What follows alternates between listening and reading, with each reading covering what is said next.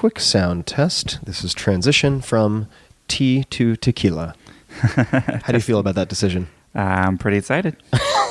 And off we go. Optimal minimal. At this altitude, I can run flat out for a half mile before my hands start shaking. Can I ask you a personal question? Now would seem an appropriate time. What if I did the opposite? I'm a cybernetic organism, living tissue over metal endoskeleton.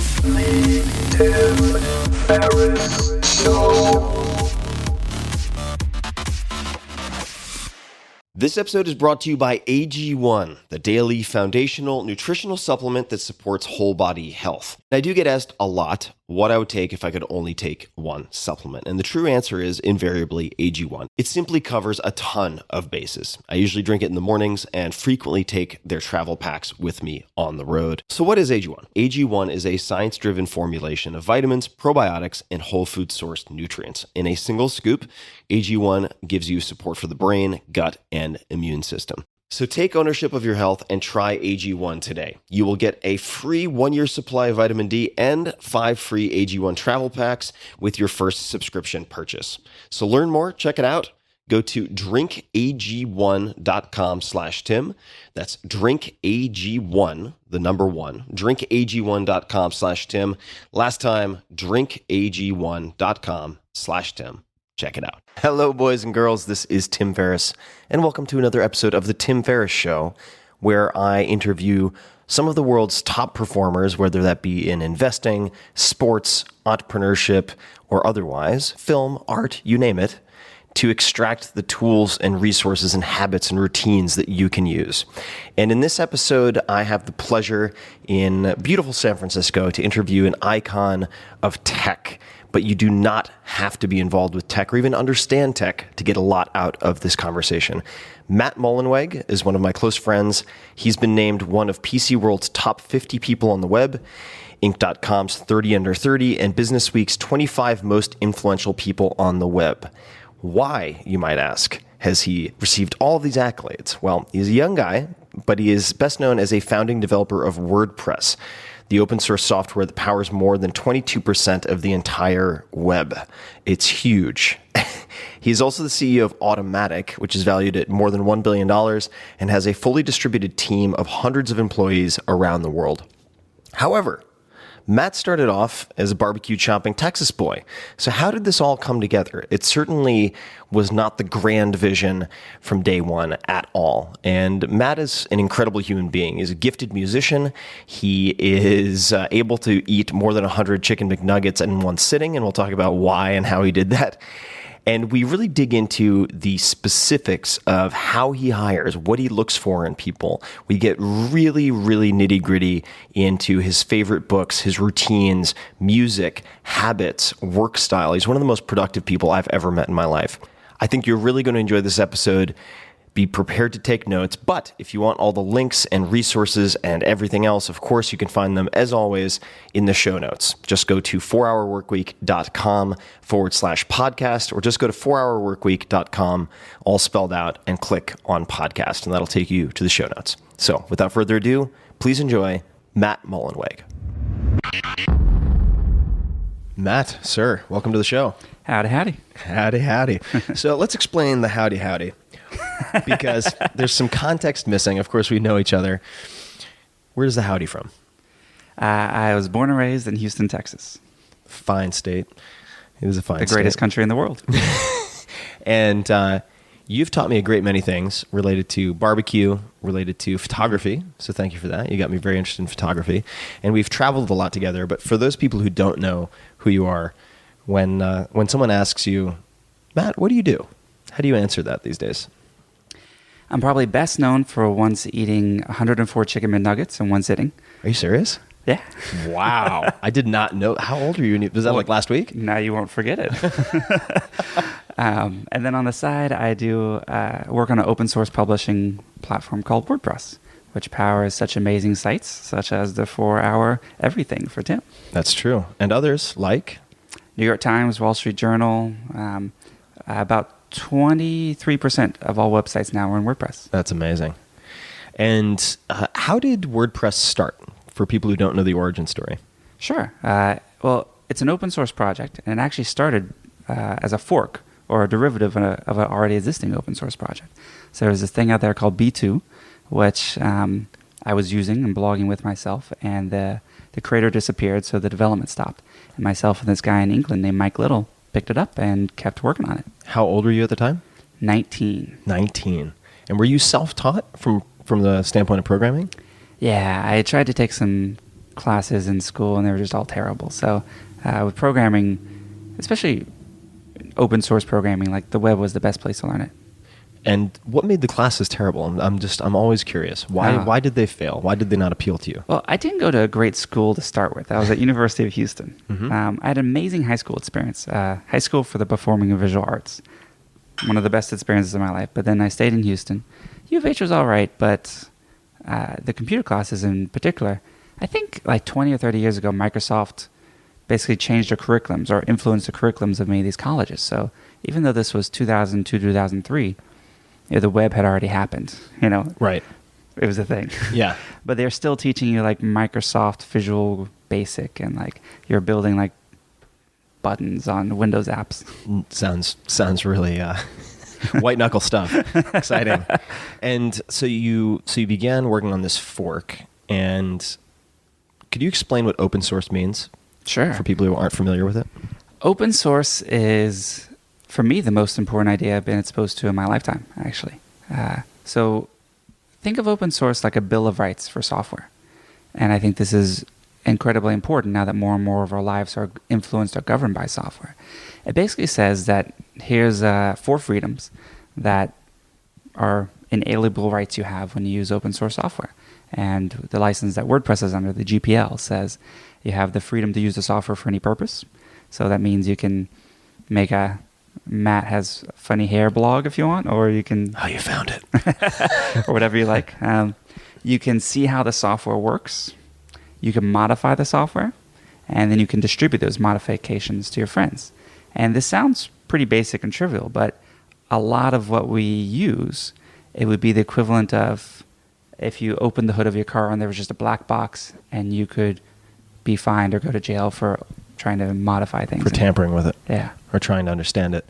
And let's... so you're working on this fork. At what point does it become WordPress? From the beginning, actually. So With a capital W and a capital P, for everyone wondering. That if you want to... I don't see Matt get angry much, but if you want to really hit one of his pet peeves, it's the lowercase p. The lowercase p. Actually, it's not possible to write WordPress with an uppercase W and a lowercase p on WordPress. As it should be. As it should be. It'll autocorrect it. I also feel badly for every transcendental meditation teacher. And I brought up, I was like, does it bother you when your TM always turns into a trademark symbol? And they're like, oh my God, how did you know? Yeah, well, they need their own platform, evidently. So when did it become WordPress? When was it christened WordPress? The name actually was one of the first things we came up with. A friend in Houston named Christine had the idea for the name. And she checked the .org was available, and I registered it that day. And that really brought it together, because B2/cafe log, if you have a slash in your name, something wrong in the beginning. But WordPress, I just liked it from the moment I heard it. I was like, oh, this feels like something that has a little bit of gravitas, but still is pretty accessible. And the focuses in the early days, which kind of distinguished us from what we were forked from, were focused on web standards, cleaning up the code, making sure that what we were outputting was really tight, and then installation. So it created something called the famous 5-minute installation. So the standards would be like, and I'm using maybe a sloppy metaphor, but making sure that the grammar and everything is standard so that it can have the widest adoption and tinkering possible? It was more at the time, the web platforms, you would build a website for Netscape and you would build a website for Internet Explorer. And you'd use different code for both, or sites would work with one and not the other. I see. So web standards would create a common platform between them. Got it. And the installation ended up being the biggest thing. We called it the famous 5-minute install, even though it was neither famous. It's famous to the two of you guys. Yeah. But it became a self-fulfilling prophecy. Right. Because people said, oh, it's famous, and it's only 5 minutes. And competitive software at the time would take 30 minutes, an hour to set up. And Also, that's how some of our contemporaries like Movable Type made their money in the beginning, is you could pay them to install it for you. So their economic incentive was not to make the installation easier. So we just came in with that from the beginning, and it was really appealing to folks. So you were, right, simplifying to get the... Well, it's very interesting because you were open source at the time. You did not have a profit motive. Nope. And therefore, you were not incentivized to complicate to profit. And there were no golden handcuffs. Right. Nothing to lose. Which is true for a lot of industries. Professional training, for instance, is very much like that. There, very few trainers are incentivized to make themselves unnecessary, right? To make themselves obsolete. So they'll have a rotating schedule and different types of mesocycles and so on that keep you tethered to an ongoing program of training. What's a mesocycle? Well, you can have different types of cycling. For instance, if you're leading up to a powerlifting competition or a wedding, a trainer could, very similar. You always want to look like a powerlifter, especially if you're a lady for your wedding. You can cycle the type of training. So you might have, let's just say, arbitrarily, 70% of your 1 rep max, and you work between 70 and 75% of your 1 rep max for a 4 to 8 week period or something like that. And then you go into a new cycle, which is, I'm making this up again, but like 90% of your 1 rep max, or between 85 and 90. Huh. And so that would be, that has a place, but I feel like, just to bring it back to WordPress, and is that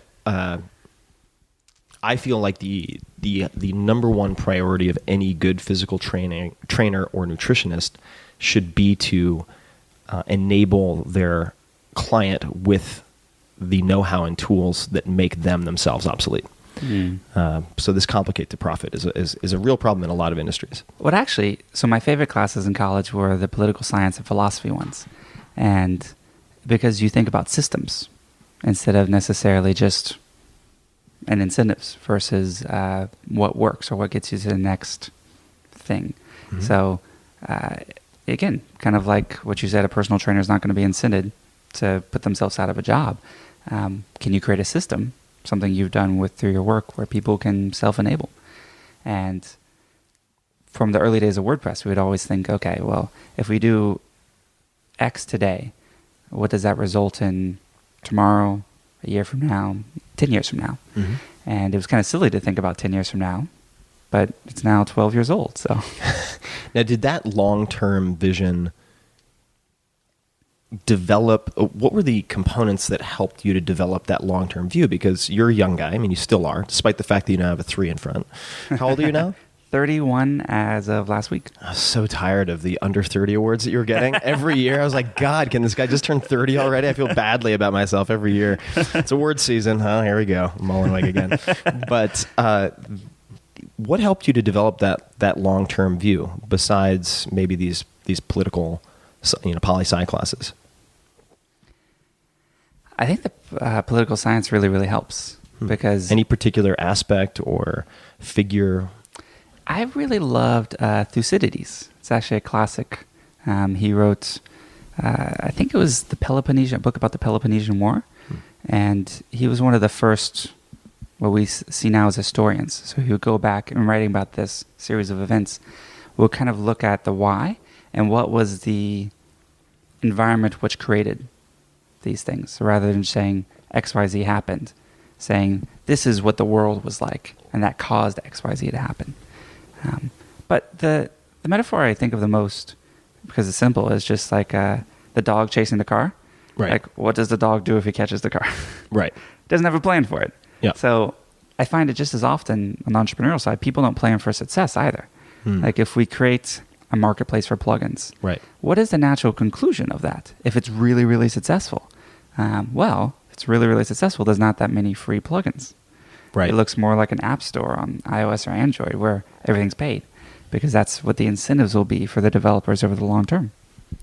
And so let me ask you, this is a somewhat oblique question or unrelated seemingly, but are there any hedge fund managers that you really get along with? You don't have to name them by name, but you could, certainly. Our investors. Okay. Who are some of your investors? And we'll talk about what they've invested in. Tiger Global. So there's an amazing guy, Lee Fixell, over there. He works on the private side, not the public equity side, but it's a hedge fund at the end of the day. Insight, True Ventures. We're actually been blessed from the very beginning with really great investors. I know of a handful of hedge fund managers very closely who are extremely good. A lot of them are macro. They would describe themselves as sort of macro guys, which I'll hope to go into another time. But the point being, they are very good at looking at sort of primary effects, secondary effects, tertiary effects, and trying to predict the various butterflies effect that can then inform a trade that other people aren't thinking of, or a position that other people aren't thinking of. I think you're very good at that. What if you had to call yourself world class at something besides eating chicken McNuggets? What would you say that is? It might be related to that, because the McNuggets? No. The thinking of systems.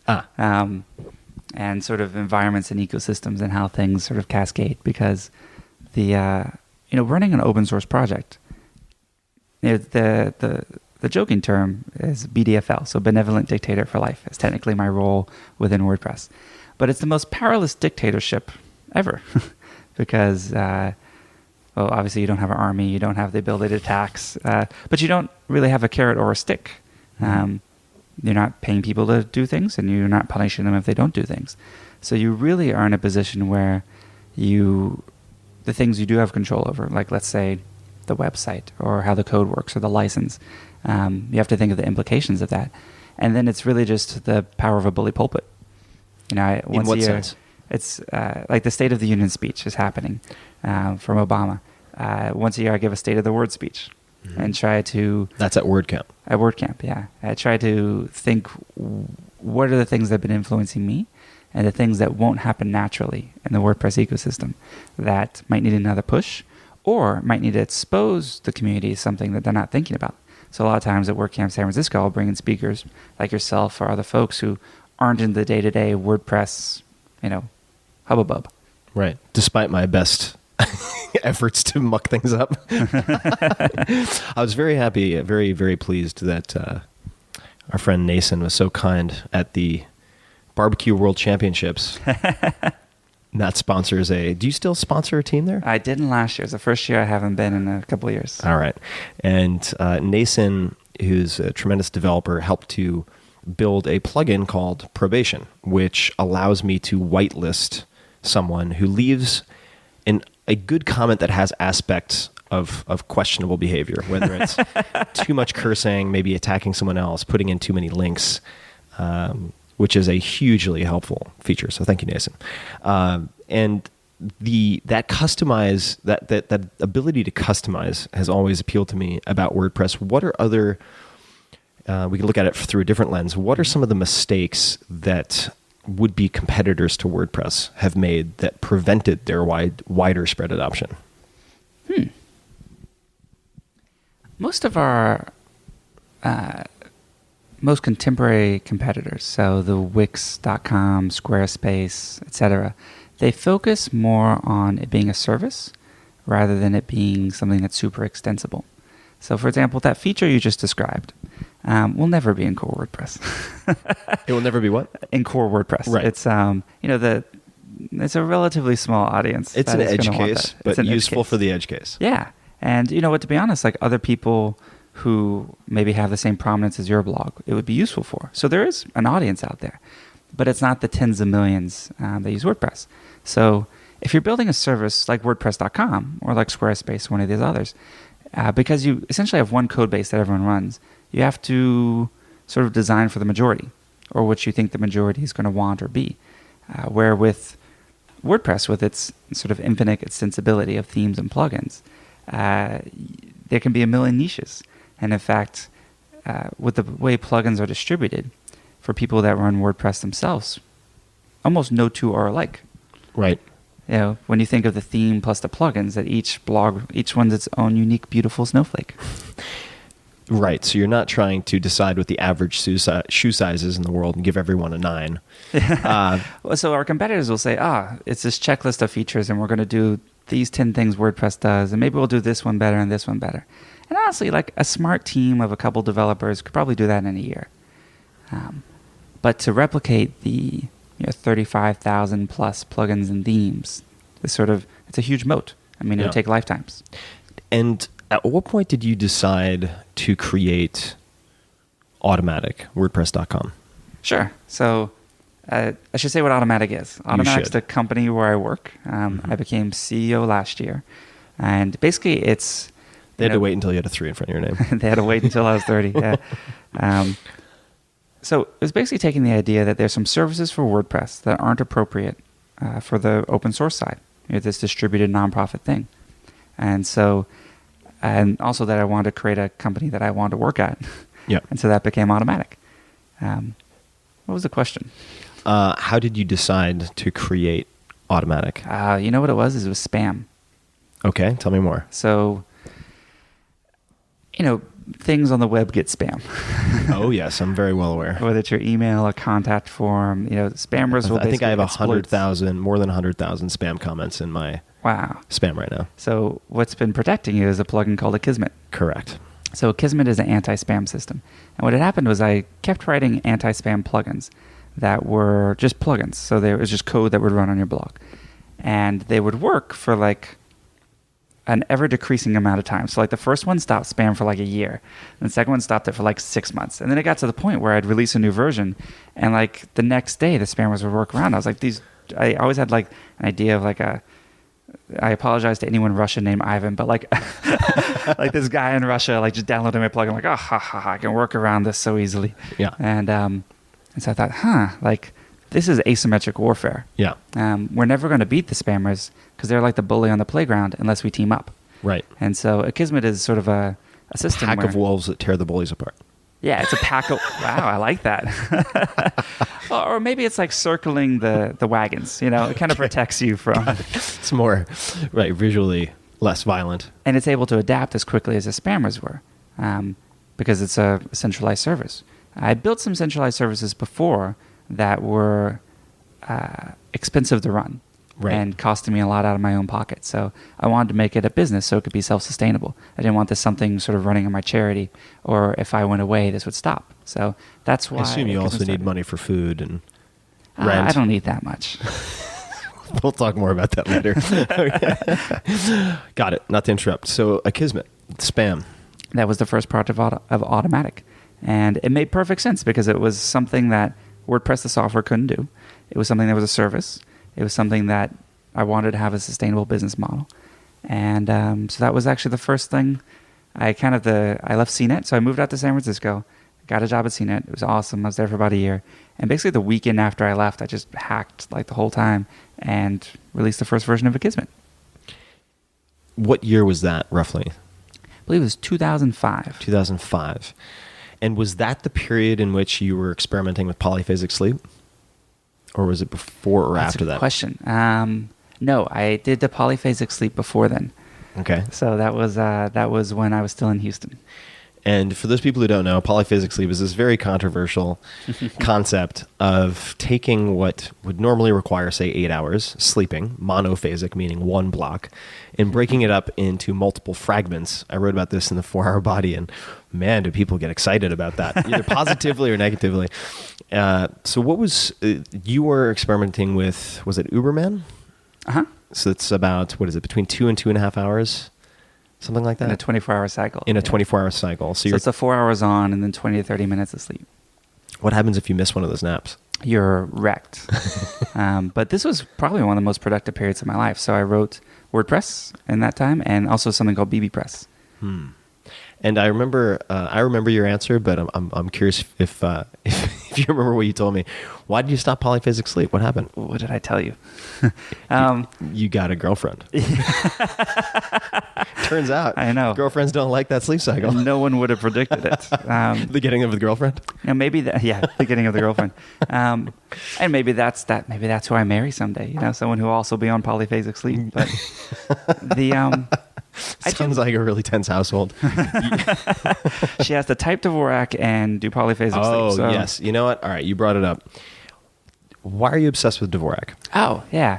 So Dvorak is an alternative keyboard layout. So instead of letters going ASDF, it's AOEU, for example. And all the letters except for A and M actually are in different places. So it would be a competitor to QWERTY. Yes. Right. And it's more efficient. So I think I was 14 or 15, and I thought, well, I'm going to probably be typing the rest of my life. And so if there's a more efficient way to do it, I should learn that. And it took about a month. It's kind of like learning a new instrument, actually. And I just kind of went cold turkey and learned to type Dvorak. And I've been doing it, over 15 years now. Gosh, I'm old. And do you still offer rewards to employees who pick up Dvorak? It's more like public shaming and or highlighting. We do little hints. Like, so it's a dictator with a little more teeth. We'll in our Christmas pack, we send out like a Dvorak keyboard cover for your laptop, or a DVZine, which is dvzine.org is actually a great website that tells you all the benefits of Dvorak, even better than I have. So there's things like I'm making up the numbers, but in a year of typing on QWERTY, your fingers move like 18 miles, and in Dvorak they move like 2 miles. Wow. Like it's almost an order of magnitude more efficient. So I never thought of it this way, but there's the speed benefit, which I was very impatient with the Dvorak. I did play with it for a while, and then I had to switch laptops with people, and I wasn't tech savvy enough to figure out. I was in Europe, I think, and I was just like having trouble with the settings, and I got very frustrated. But would you say there's an argument for Dvorak being easier on your tendons and carpal tunnel and all that? I'd say that's the biggest benefit. So I type for a living, and I've never had any problem. What type of keyboard do you use? I just use the keyboard on my laptop mostly now. You do? Oh, yeah. Now, you used to have this funky ergonomic keyboard that kept your hands, your palms more vertical. Is that right? Yeah, you emailed me about that the other day. What was it called? Oh, I have no idea. That's why I'm asking. I looked it up, and I told you what it was. But yeah, it was where the keys were actually sort of slanted in. Right. And so it's almost like you're holding joysticks. I mean, in that hand position with your fingers extended. And it is, that keyboard is very comfortable, and I like it. But honestly, I'm not really limited when I'm on my computer by the speed I can type. Me neither. Unless I was transcribing something, like when you're talking. I'm limited by the speed I can earning some extra dollars by transcribing on TaskRabbit. Every now and then. Yeah. I'm really limited by speed I can think. Right. Which is much slower than 120 words per minute or whatever I can type. And so really the comfort is what does it for me. It's also kind of a cool security mechanism when someone sits down at your laptop and they can't do anything quickly. But Dvorak is built into every single modern day computer, Windows and Mac. So you can there's a setting if you go into international keyboards, and you can do it. And I'd highly recommend, you have a pretty hardcore set of listeners. So pretty hardcore habit of writing too. I would check out Dvorak. There's also a slightly more efficient one called Colmac. That if I was starting today, I might do Colmac. How do you spell Colmac? Colemak. Now, the difference between QWERTY and Dvorak is let's call that 50%, and between Dvorak and Colmac is 2 or 3%. So got it. I haven't switched again just because it's more marginal. Yeah. But if you're coming from QWERTY, pick one of them. Huge. Cool. All right. We will link to all that in the show notes. Automattic. Mm-hmm. Is it coincidence that Automattic is spelled with an M-A-T-T in the middle? No, as a typical egotistical founder, I try to work my name into everything. And you should do that. I should. I could. Tim is short. I could stick it in the middle of a lot of stuff. Automattic itself it's a unique company in a lot of ways. How is Automattic different from the average tech startup out there? Yeah, a lot of ways. So the first and foremost is that everything we put out, we're open source to the core. Mm-hmm. So most technology companies, the IP of their software is one of the chief values of it. And we open source and release to the public the vast majority of the IP we create. So that's the first and foremost. And it's really the key to the philosophy of Automattic. The second, which is, I think, the future of work and the future of all companies, is that we're totally distributed. So we're now over 300 people in 37 countries and well over 200 cities. So most people work from home or in co-working spaces, wherever they are. We have a headquarters here in San Francisco, but it's only got about 20-ish people in it. And there's no one there. Every time I've been to the headquarters, I'm like, where's everybody? Oh, wait, there are T-shirts I can get. Fantastic. I'll get a new T-shirt. We just needed a place to get mail and subpoenas. Do you get a lot of subpoenas? Oh yeah, it's like everyone who publishes on. It's like if Bill Gates got takedown notices for people using Microsoft Word. Like we just get people contacting us for everything. Every type of disagreeable content that's published on WordPress results in some type of letter. Yep. That sounds like fun. Well, the more clueless the attorney, the more likely they're all to contact us. Right. And focusing on the distributed aspect, how did you make that decision, and how early on? I mean, what was the process like? Tell me the story of how you made that decision. It's literally from day one, and it was influenced by the fact that WordPress was an open source project before I created the company Automattic. So the first 4 or 5 people at Automattic were all in different cities. We had Vermont, Texas. I was in San Francisco. Actually, the very first guy was in Blarney, Ireland, Cork County, which is like the Texas of Ireland. Is that where the Blarney Stone is? It is where the Blarney Stone is. What the hell is the Blarney Stone? So you climb to the top of this castle thing, and you kind of hang off the side, and you're kind of upside down, and you kiss this stone. Jesus, and there's an old guy that kind of holds you. And it's probably not sanitary, but yeah, I was very shy before I kissed it about 10 years ago, and now you're all boldness. Now I'm talking to you. I know. All right. Well, hold on. I want to talk about nervousness and boldness and shyness for a second. We are going to come back to the distributed nature of Automattic. This is not, in fact, the first time that I've interviewed you. Do you remember the very first? Maybe you can tell people about the very first phone call that I made to you. Was that an interview? No, I was calling you to ask if I could interview you. Yes. So Tim, this was pre 4-hour work week, right? Yeah, I think it was 2006. So it was old school, or early 2007. Those are my Tim bona fides. I was back in the day. And I got my phone never rings, and I almost never answer, but for some reason I answer this, and this weird guy who talked very fast did like a monologue for like 10 minutes. I don't know if it was actually 10 minutes. It felt was like bad. 10 minutes. It was really bad. But this was Tim Ferriss, and he was telling me about something. I don't know. I think it was like verbal shock and awe. It was. I was trying to establish my credentials, and a mutual friend, MJ Kim, had made the intro, and I was worried you would hang up because I was aware vaguely that you weren't really a phone guy. So you're trying to get in all the words before I hung up. That's right, which is not the best policy in the world, but we did end up. It worked. Getting to know each other, and I wanted that story to be told because it's easy for listeners or readers to assume that my pitches have always been great and that I was born that way. No, I've had thousands of horrible pitches.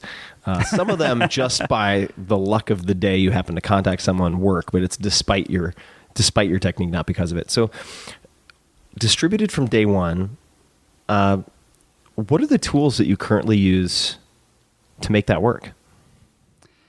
So open source projects mostly work like this. And basically what they do is they say you use things like, back in the day, I'm going to say some old technologies, and then we'll get to the new technologies. IRC, which is sort of an old text chat or IM system. You collaborate using distributed source control. So we use Subversion. The modern day equivalent would be something like GitHub. So you basically have ways that you communicate: email, mailing lists, forums, all the things that people do even when they're in the same office. They IM each other. You just make that the primary way you communicate. And so that's what we did from the very beginning. I mean, when Automattic started, it was bootstrap beginning, had no money. And I thought, I was in San Francisco, but why would I move all these people to the most expensive place in America when we also have no money? Yeah. And most investors, in fact, a lot of them said, oh yeah, when you raise money, you can finally move everyone there. But, Donica in Ireland became ready to start a family. Yeah. And, people are different places for different reasons. And it's true the Bay Area has some amazing talent. But you also have, two things.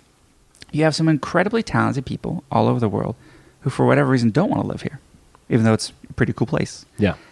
You also have, some of the largest, most successful companies in the world, market caps of over $1 trillion combined, competing for the same 20 or 30,000 engineers. In one place. Right, absolutely. So when you add up Cisco, Oracle, Apple, Google, just go down the list. Not to mention all the startups. LinkedIn, Facebook, Twitter, plus all startups. They're all fishing in this like pond, which is little bit overfished. Yeah. Again, not to say there's not great people. It's just that perhaps back in the day when you had to go to like one of these universities like Stanford or MIT to learn the things to create a scalable web scale startup or service, it was important to be clustered there. But now you can learn all this stuff on Hacker News, and you can read Reddit, and you can, learn everything you need to do to build the next WordPress from anywhere in the world, any place you have an internet connection. So there's some super smart people all over. And so we just started to say, well, just like it's silly to discriminate on the basis of, let's just say, gender. Yeah. Right? If you said, we're not going to hire men or women, it's dumb because you just cut out half of the possible hiring pool. So by definition, people you hire will be not as good as if you looked at 100%. We said, well, we're going to look at the 99.9% of the world that doesn't live in the San Francisco Bay Area. So not only are you getting better talent because you have a larger pool to filter from, what can you do with the cost savings of not having to build out a huge infrastructure for a campus? I don't know if there's actually a cost savings, because once you start flying people around and things like that, like it does add up. And we give people an allowance, for example, a $250 per month co-working allowance. They can use it at Starbucks or cafes. They can use it at a co-working space. So we invest in people's space because we want them to be productive. But I think what it really comes down to is just allowing people freedom, autonomy, and something that was actually inspired when I finally read your book is some lifestyle arbitrage. Yeah. I mean, you can make a San Francisco salary and live in Argentina or Alabama or wherever you want to. Goes a lot. Goes very, very far. And that's kind of cool. Yeah. And or like myself, like I travel most of the time. Where is the? You're in 37 countries, you said. Mm-hmm. What are the most heavily weighted countries or represented countries? Oh, in order, it's English-speaking countries in order. So it's United States is about 2/3. So again, more than a majority. We love us some Canadians. I love Canada. Yeah. UK, Australia. Those are kind of the top 4 or 5. Yeah. Ireland. So because although we're totally distributed, we're still speak English. Right. And so places where, so that's like the top 5. And then of the other 32 countries, many of them we just have one person in them. Right. We only have one person in India. We have, I think, 3 or 4 people in Argentina, one person in Brazil. So it just kind of ends up being whoever the coolest, most, I was going to say bad butt. I don't like the curse. For you who don't know Matt, he never curses. He has a lot of trouble. It'd be like forcing Mr. Rogers to say "fuck" on the air. It would just be the most excruciatingly painful thing to watch. So yes, they're bad butt engineers. Tim, now I can't send this to my mom. We can bleep the F. It's all right. I actually don't have a problem with cursing. I just don't do it myself. How long has that been? Has that always been the case? I don't know. You're from Texas. And again, I don't Not that I'm implying that all Texans curse a lot, but I'm from Long Island. It's like you can't avoid it. That's half of what we say. There's actually a myth in the company that you can't curse around me or I'll get mad. But it's just not true at all. I have no personal problem with it. I feel like I would have picked up on that. Yeah. So how long have you not been cursing? I feel like I must have read a book when I was younger. Like a James Bond type book or something. And because I recall the sentence, I just don't remember the context. And if someone's like, the English language has more words in it than any other language in the world. And so you can find your way to express yourself in some of these other hundreds of thousands of words. Now, obviously, words like the F word are so versatile. You can use them in a million different ways. Yes. But there's a lot of other really good ones. So I try to express myself in other ways. That's something that's always struck me. And I feel like such a coarse, unrefined sort of knuckle dragger with the amount that I curse, which is I enjoy being around you. And something we've talked about on the podcast before with other folks is surrounding yourself with people you want to be the average of. And so one of the reasons I enjoy being around you is that you force me to become very aware of how much I curse, and which oftentimes I think is reflective of lazy thinking. Just in the way that if you overuse the word interesting, you're like, oh, interesting. That is a garbage word. It means nothing. Like, come up with a better word. Or my particular crutch was pretty. Oh, that's pretty good. That's pretty expensive. Oh, that's pretty awesome. And I got so annoyed with it. The way that I tried to fix it, which worked very well actually for a period of time, was requiring that every time I say pretty, I add fucking after it. No matter who I was with. So I'd be like, oh, that's pretty fucking expensive. Oh, that's pretty fucking pretty. Or whatever, which solved it. But what are the current tools that you use? So you had IRC and so on, but what's the state of the art within Automattic for keeping that machine running with the distributed teams? So we actually ended up creating a tool called P2. So you can get it at p2theme.com. And that is basically our replacement for email. So Automattic basically sends no emails. All the email I get is from people outside the company. And think of P2 almost like a Socialcast or a Yammer, or kind of like an internal Twitter or Facebook, but really work-oriented, where people can post short things, long things, blog posts, embed YouTubes, rich media, mock-ups, images, audio, anything. And it's a threaded asynchronous discussion. But because it's not email, I honestly don't know why people use email so much in companies, because imagine that you're a company, you're a team of 10 people, and you join that team. How do you catch up with the past 2 years of conversations? Do you get people to forward you like all the emails they've been doing? If someone leaves, like, does everything in their inbox, everything in their inbox disappears and all that sort of locked in knowledge is gone? So everything in Automattic is public by default. All of our stats, all of our everything. Everything? Everything. Like salaries, equity?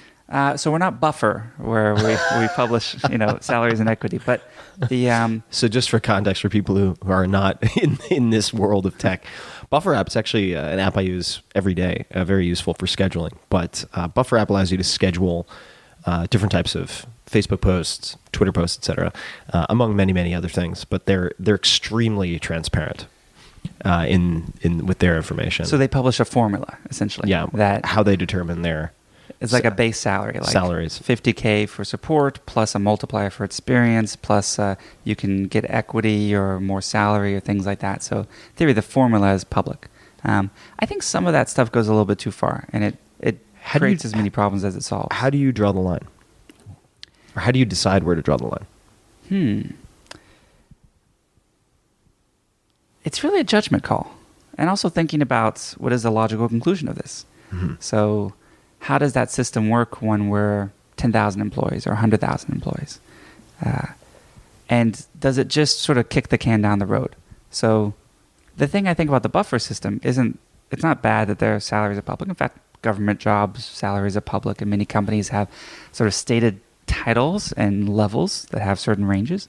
But then it just kind of kicks the can down the road that why is this guy got an experience multiplier of 1.3 and mine is 1.1? You still have the... What does kicking the can down the road mean?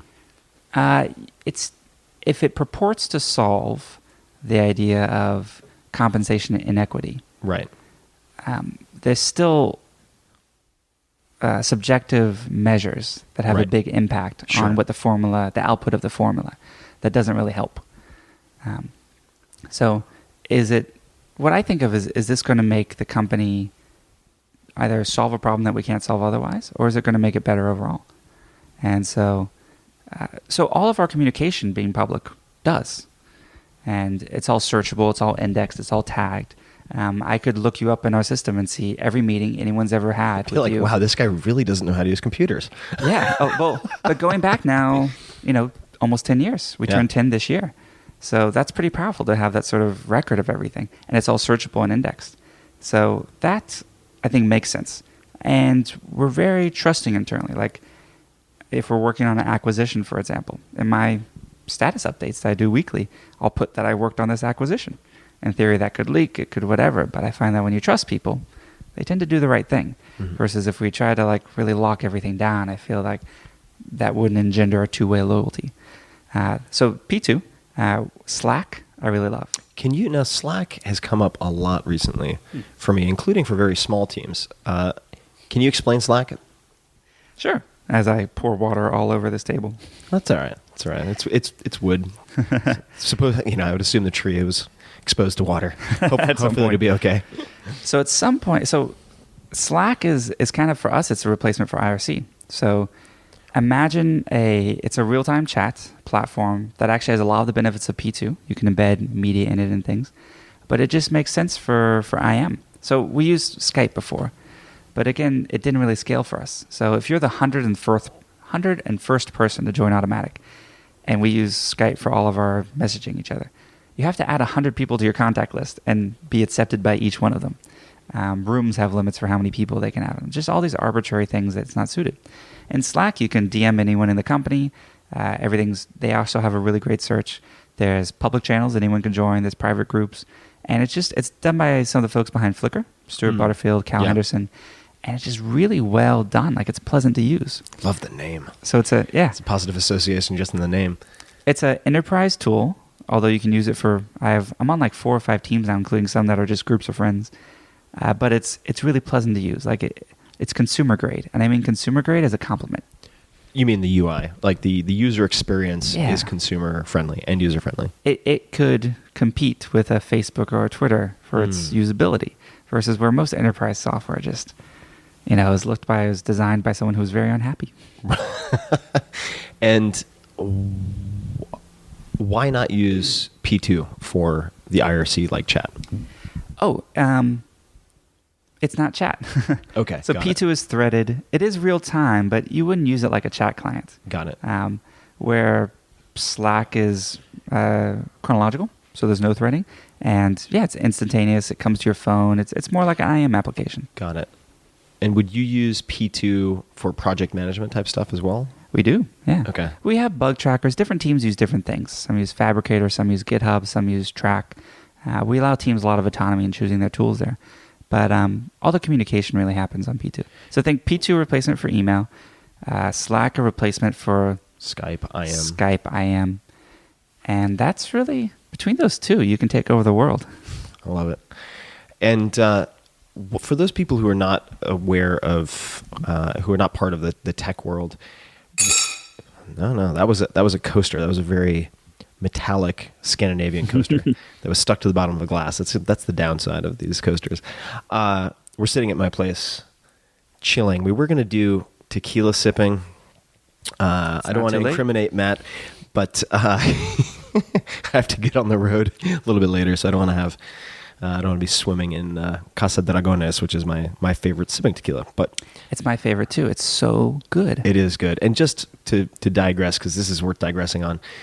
I was introduced to Casa Dragones the first time because I ended up doing some military training with some active guys and some deployed guys when they were back for a brief period, and they would do a full day of shooting exercises, and then they would dismantle their guns and clean their guns while slowly sipping Casa Dragones, like the most manly session ever, and no ammo around, very safe. And I had never liked tequila. I'd always disliked tequila, and it'd given me a horrible hangover. And Casa Dragones is not intended to be mixed with anything, and it's just amazing. I think tequila is the most underrated alcohol, actually. Yeah. And it's very expensive. So for people who, it's for special occasions, for sure. People have a bad impression of tequila because they drink a bunch of stuff, and then at the end of the night, they do a tequila shot. So they've mixed like 20 different alcohols. Or they drink things like margaritas that are full of sugar, like that are like instant hangovers for me. But just like I love Casa Dragones. I was introduced to it by a friend in New York named Shanti, and she was like, yeah, check this out. I was like, come on, why am I going to pay this much? I was like, wow, this tequila is delicious. Yeah, it's amazing. And really amazing. If you drink, I believe this, if you stick to just tequila, and it's a good tequila, like Don Julio 1942 is also pretty good. If you stick to good tequila all night long, obviously with limits, you're not hungover in the morning. No, I agree. So if you're looking for a hangover cure, guys, you could test responsibly sipping tequila. Personal tools. I'd love to talk about some tools that you have, say, on your laptop. Mm-hmm. So one of them that you introduced me to that I love is Momentum. Yeah. Could you explain Momentum? So Momentum is an extension for Chrome that when you launch a new tab, it shows you a beautiful picture. It says, hi, Matt, or hi, Tim. You put in your name. I guess you could put in my name, but... It'd be creepy. And it asks you a question, what is your focus for today? It has a light to do thing I don't use. But really, for me, it shows a time and just this beautiful picture and often like a nice little quote at the bottom. Yeah. Weather in the corner. It's kind of a clean, fun thing that when you launch a tab, because by default on Chrome, I feel like before it was like your most frequently visited sites, which is distraction central for me. Yeah. So I'd be launching a new tab and be like, oh, let me click this tech meme. Like, oh, and then 20 minutes later, you're like, what am I doing? Not only that, but if you open a new tab, I find it useful personally. The photos are just amazing. They're so gorgeous. It bugs me that the quotes have no attribution. That's a new feature. If you hover over the quote, it will tell you who it's from. Huh. I feel like that should just be displayed. They removed it a little while ago. I don't know why, but now if you hover over the quote, it'll tell you who it's from. But the photos are absolutely stunning, which catches your attention. And the reason that's important is when each day, it'll prompt you to type an answer for what is your focus for today. Mm-hmm. And then it will display that every time you open a new tab. And for me, if I open a tab to do something unimportant, trivial, or just that is a pure distraction, I'll be like, oh yeah, I should really get back to that. The road to heck is paved with lots of new tabs. Tone down language. This is a family program, Matt. So what other tweaks or tools do you have on your laptop that you find helpful? Definitely I'm on constantly Simple Notes. Mm-hmm. So that's actually a company. I liked it so much we acquired it. It's a company Automattic bought a few years ago. And it's a very simple notes app that synchronizes instantly, basically across web, iOS, Android, desktop. There's a great desktop client for Mac, so I pretty much live in that. New additions, I've started using Wunderlist. Wunderlist. I've heard a lot of good things about Wunderlist. It's like W-U-N-D. Wunderlist. Yeah, Chad Fowler works there now.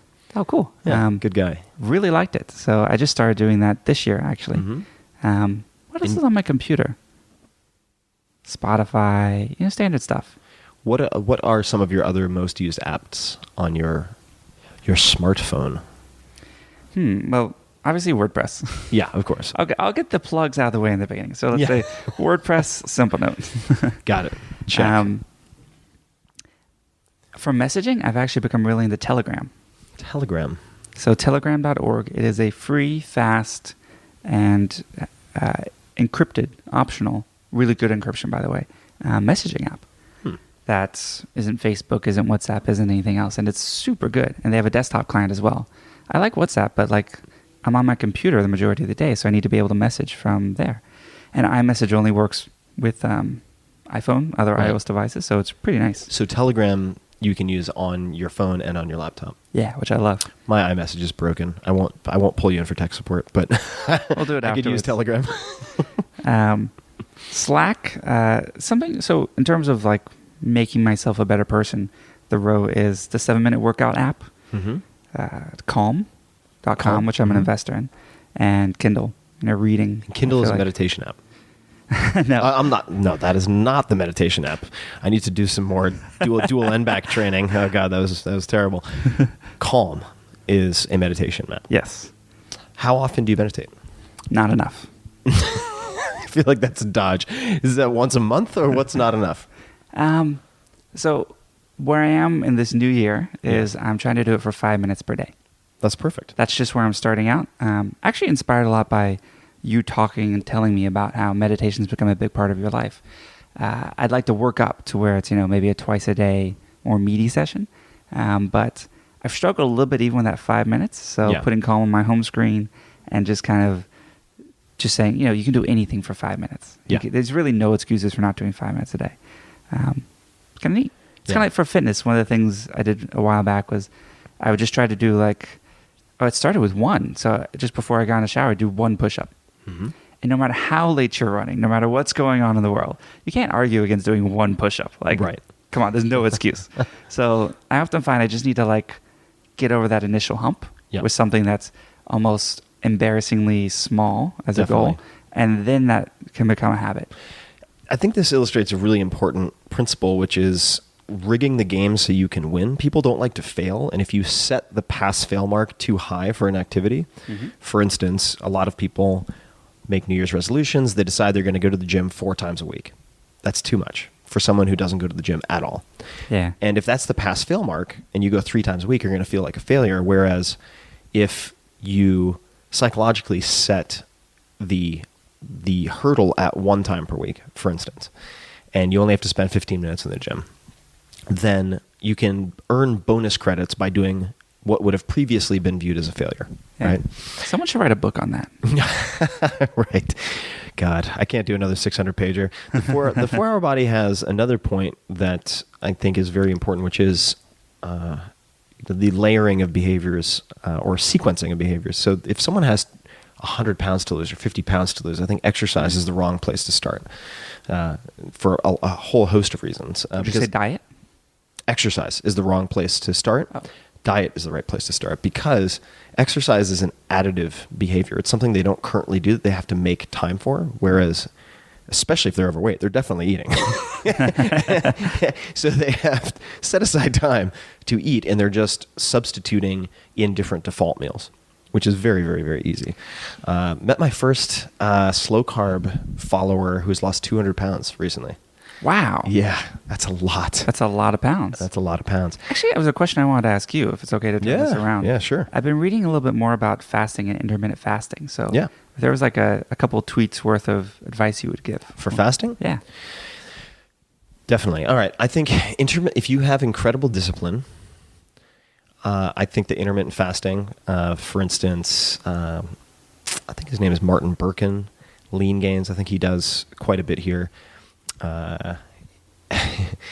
He may or may not be a fan of my stuff. He's not a fan of a lot of people, but that's fine. I'm okay with it because even if he doesn't like me, I think he's a good resource for intermittent fasting. A lot of people who sustain intermittent fasting, and I'm not saying Martin, I'm saying a lot of other people who are figureheads in that community, consume massive amounts of two things. On the male side, caffeine. They consume a lot of stimulants. And some of them consume anabolics like Dianabol, which is an oral anabolic androgenic steroid that inhibits appetite significantly. So you want to, I would encourage you to test intermittent fasting, see how you feel. But I personally prefer, and I'll be writing quite a bit about this, I did a 7-day distilled water fast. And I think the longevity benefits, known and unknown, and health benefits, known and unknown, of doing that are very significant. And what happens if you don't distill the water? Well, that is a great question. The doctors who supervised me did not want me to be consuming any supplemental minerals or electrolytes, which was interesting because I thought it would be the opposite. And in some cases, when people get very weak, they'll supplement with, say, bouillon broth or something like that. But they don't want you to be ingesting any type of supplemental minerals, vitamins, etc. And that was a tremendous experience. I actually want to do that at least once a quarter and possibly do a 14-day. I just read where like after the third day of a water fast, you start producing more, is it white blood cells? Like your body starts resetting? Yeah. I mean, that wouldn't surprise me at all. I'd have to look at my labs. Of course, I did urinalysis every day and lab work. Did you weigh your poo? I did not weigh my poo because I got to tell you, there's not much poo when you're not eating for 7 days. But you have to be careful with the amount of water you drink because if you're not consuming any sources of salt, you can overconsume water just like anything else. And there have been examples of people who've died as a result of, say, radio show competitions where they have competitions to see who can drink the most water. It's a terrible idea. I think it's called most things on radio are a terrible idea. Hyponatremia, I think it is, which is an extreme lack of sodium and other things that then interferes with your ability to conduct electricity in muscles like the heart. But the intermittent fasting, it works for a lot of people very well, but the vast majority of people I have seen who use it end up using crutches of some type, like stimulants. So you trade one problem for another. Yeah, and in fact, you can also end up losing fat, not because of the intermittent fasting, but because you're consuming 6 cups of coffee a day. Yeah. I still don't drink coffee. What's that? I still don't drink coffee. Why not? I figure I have enough vices in my life. Are you an investor in a coffee company? Blue Bottle coffee. So I don't drink coffee, but when I do, Blue Bottle is the... No. Okay, you don't have to answer this, but I'm curious. What are some of your other suitable for Mr. Rogers vices? What are some of your other vices? Wine, women, and song, right? It all goes back to the classics. Those are vices? Again. No, I feel like probably the thing I struggle with the most is because my work and what I do is connected. I'm talking to people online. I'm on my computer. And especially since taking over as CEO the past year, what I've really had to do is unschedule more in my life. Right. Create more space. Right. read a lot more than I used to, because I find that when I don't have that space, when I'm just in the I'm not going to call it flow, when I'm in sort of like the hedonistic treadmill of pings and chats and tweets, and not even necessarily being distracted by like Facebook or Twitter, but like even just work stuff. Right. You don't take that step back that allows you to have the creative inspiration or the ideas for the next big thing, or your mind works through the problem in a different way. Right. The deloading phase. Those blocks of time. What have you found helpful for creating that space? Oh, another interesting thing about Automattic is we have almost no meetings. Let's talk about it. So I only have 3 standing meetings at Automattic. Standing meaning physically standing. Oh, no, standing like it's always standing on the calendar. I see. Outstanding.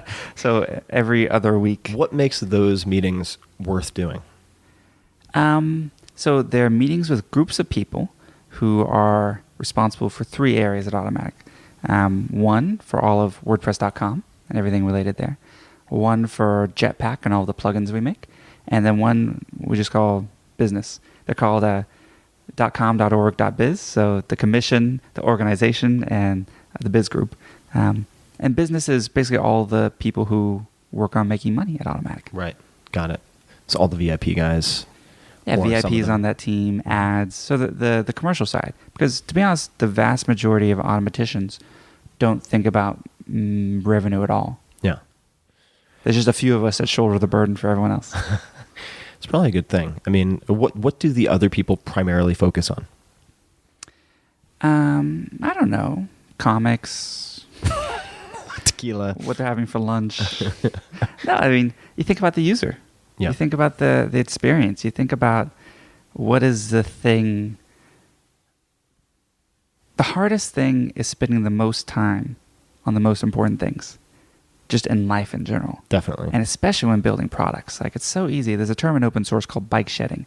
And it's this idea. Do you know it? I do, but I want you to explain it. This is a great concept. I'm going to butcher the story, but someone brings a proposal for a nuclear plant to a city council, and it's this 200-page thing, and they kind of flip through it, and but it's like too much for people to comprehend, and they're not nuclear physicists or activists anyway, so they just kind of rubber stamp it. And then the next person up wants to build a bike shed off the main road, and everyone has an opinion, like what color the bike shed should be. Should it accommodate tandem bicycles? Should it what color should it be? Yeah. And so there's an amazing website called bikeshed.org. And a cool feature of it is that you can type in as a subdomain a color. So if you type green.bikeshed.org, it'll give you a green background and then the text of this original mailing list post, which is like a BSD thing from like probably 13 or 14 years ago now, that tells this story and talks about how usually proportionally, the more trivial something is, the more likely it is that lots of people have opinions and feel like they can have an impact on it. That's so true. And I want to talk about also your auditioning process. But first, we're going to hear a few words from the fine sponsors who make this show free for all of you. So please don't skip ahead. Things we have coming up with Matt, we're just getting started. We're going to talk about his auditioning process, what he has in his carry-on bag. This man travels the world all the time. We're going to talk about investing, Warren Buffett, music, his rituals around productivity as it relates to music, and on and on and on. So please don't go away. And here you go, our fine sponsors. We've taken a potty break, which gave us a chance to upgrade our beverage since I've canceled my driving plans this evening from tea to tequila. So bear with me one moment. Actually, Matt, perhaps you could elucidate and enlighten us about some of your favorite music at the moment while I very geisha-like pour us some lovely tequila. I will be monitoring your technique. I'm so late to the game, but I just discovered... I was about to say Tila Tequila, but I did not just discover it. I just discovered Sam Smith, the opposite of Tila Tequila, who just his voice is super haunting. Been enjoying Milky Chance lately. They have a cool song called... Is that from Tila Tequila? No. They have a cool song called Stolen Dance. What type of music is that? What would you call that? That's interesting. So they have kind of a reggae feel, but it's like a guy with a guitar and sings, combined with a guy who kind of plays the laptop, like more of like a beat, almost like a DJ. Very cool. And I saw them live in San Francisco. Great show. And other than that, I listen to a lot of hip hop and a lot of jazz. And you play instruments also. Yeah, primarily saxophone. When did you learn to play the saxophone? Well, I started in 2nd or 3rd grade. Really? Yeah, so I started pretty young. My dad played sax, so I always wanted to do it. And I had gotten kicked out of piano class. For doing what? I don't know. They said I had no musical talent, so I wanted to prove them wrong. God, what is wrong with some teachers? Unbelievable. Cheers, by the way. Cheers. And so the saxophone was your transition from piano. And are there any skills that you developed through the sax that have translated to coding, or anything else you do? Oh, almost everything. So from how to breathe and be on stage in front of people. For speaking gigs and whatnot. Or just anything. You're in front of a group of people. How to interact. So in jazz, it's all about listening and responding. You're kind of co-composing on the fly when you're improvising or in a quartet or something. How to learn new things. So sometimes for if I played in like a musical theater band or something like that, like I need to double on piccolo or flute or clarinet or another instrument. So I'd have to learn that very quickly. And just, I would say most importantly, the concept of deliberate practice, which I know you're a big fan of. Yeah, absolutely. I remember I had a teacher once who told me, like, if you only practice the things where you sound good, you're never going to get better. You reach kind of a local maximum. And that was a trap I actually had fallen maximum. into. I need to learn what this is. Is that just a constrained maximum? Yeah, you reach the best that you're going to get within this sort of limited sphere. You're not moving on to the next sphere.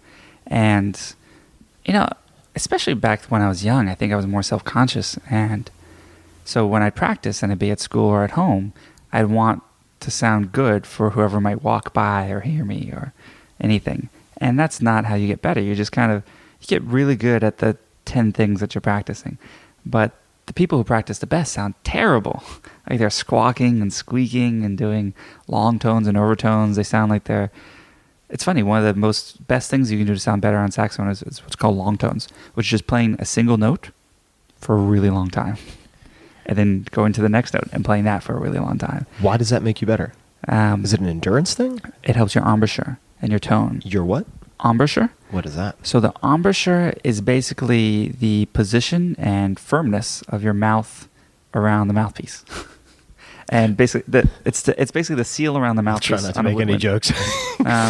Or think of like a brass instrument when they have the sort of circular mouthpiece and they do like that sort of thing inside of it. They use an embouchure to change the pitch. So that's the position of the mouth. It's also the position of your throat, the way the air is flowing, the position of your tongue inside your mouth that determines where the air goes. It's different for different instruments, but ultimately that and the breath support is what determines your tone. And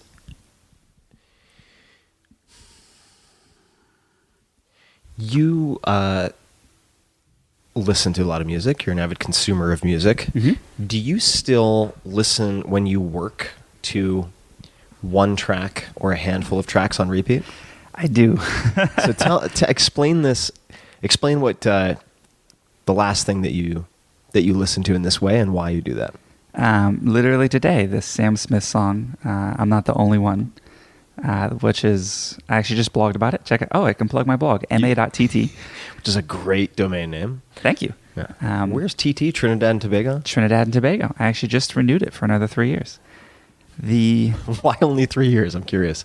Oh, it's a really weird, it was unregistered when I got it. So just luck of the draw. Yeah, it wasn't luck of the draw. Just no one went through the junk you had to go through to register a domain in Trinidad and Tobago. Pain in the ass in Trinidad. I had to wire money to Trinidad, and I was in like the Bank of America on 3rd and Brandon or something, 4th and Brandon, and they're like, "Sir, are you sure about this?" I'm like, "Yeah, it's fine. I read on the internet." It's fine. The internet said it's okay.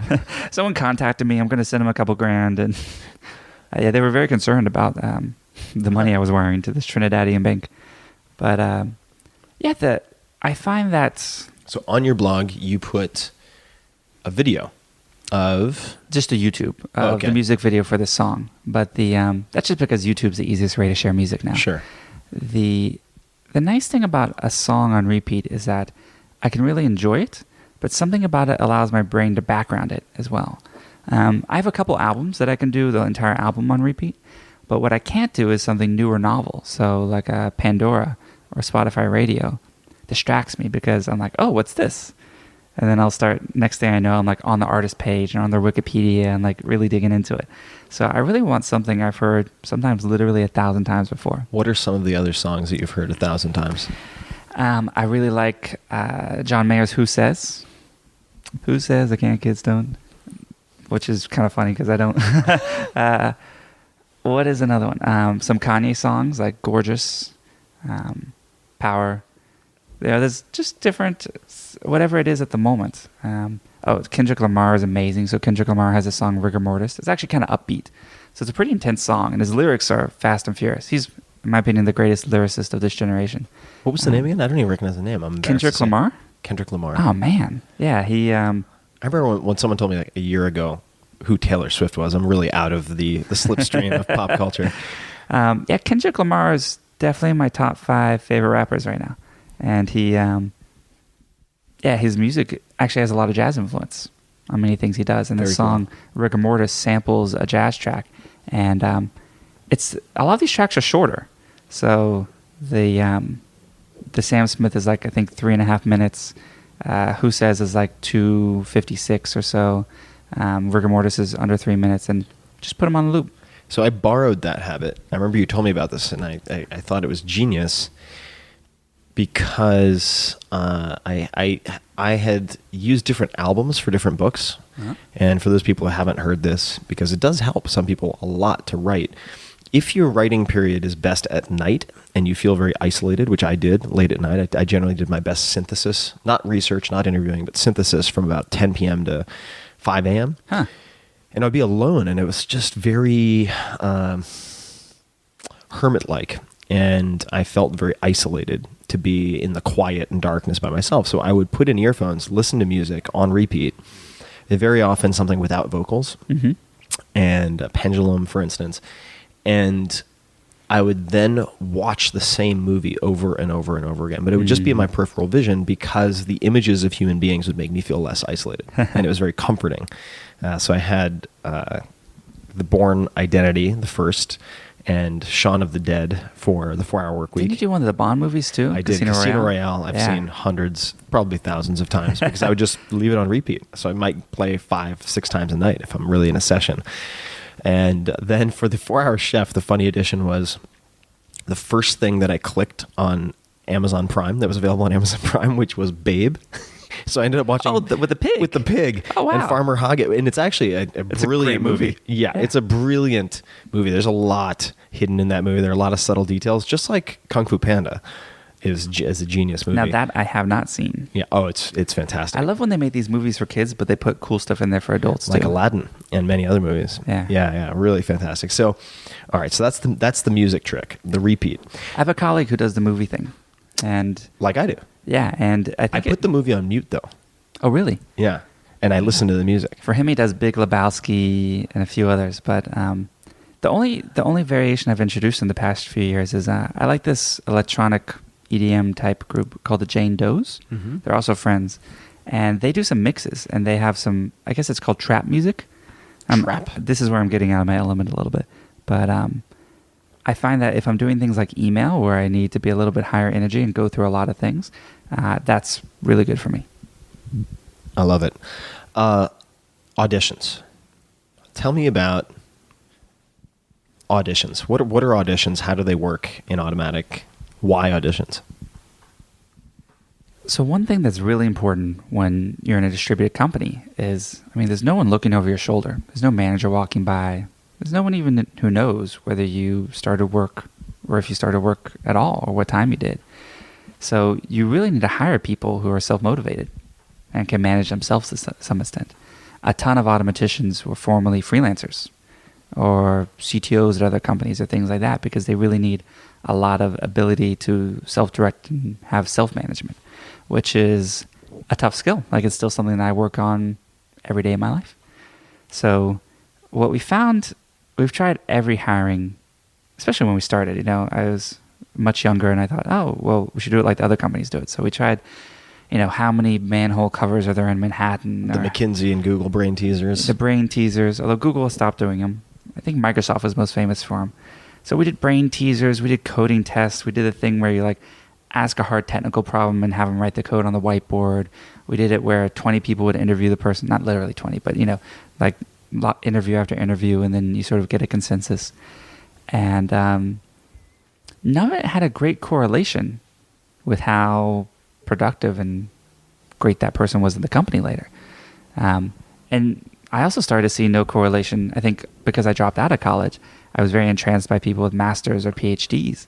Turns out it has no correlation with how effective they were in our organization. So what we started to do is I looked back to the first couple people and I said, well, I worked with these guys before. We worked together on the open source project. And so how can we sort of set up a hiring system where you actually do the work that you're going to do in the job?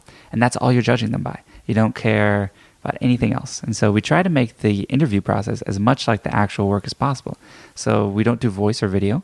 It's all text chat because that's how we primarily communicate. Also prevents you from any subconscious bias. Getting romanced by whatever voice or presentation the person might have. Yeah. Or maybe they have a funny accent or something like that. That doesn't matter in our company. Unless maybe they're a salesperson and their ability to convince you of something or have a charisma is important for their job. There's really no benefit to these in-person or even voice or video interactions. So we have a pretty good system for this now. We get a ton of applications. I'm actually over 1,000 applications behind now. Okay. How do you filter 1,000 applications? So I book in the process now. So where we've evolved to is I review all the incoming applications. I do a first pass on them, and I pass them on to a team if they seem promising or interesting. What do you look curious. for? Well, I can't tell you everything. Okay. What do you look for or disqualify against? I look for passion, attention to detail, drive beyond the things that they need to do, you know. And I'm totally down with quirky, you know. What questions do you ask to get an indication of those things? So at this point, all I'm doing is looking at emails. So literally there's no chat, no anything. So it's purely based on the care and effort that they put into this email. And we've tried forms and things they fill out before, and we've gone back to just a free-form email because I want to see what kind of attachment they use. I want to see how their email client is. I want to see if you can tell they've copy and pasted things because different text is different font sizes. Right. So all of those are indicators, and not any one of them. Paste is plain text, folks. No, I'm kidding. Any one of those would not be a yay or a nay, but the combination, you get a pretty good sense. And then I pass it on to a team. The team has, for example, for engineering, they have a system where everyone, again, looks at it. They kind of rate it.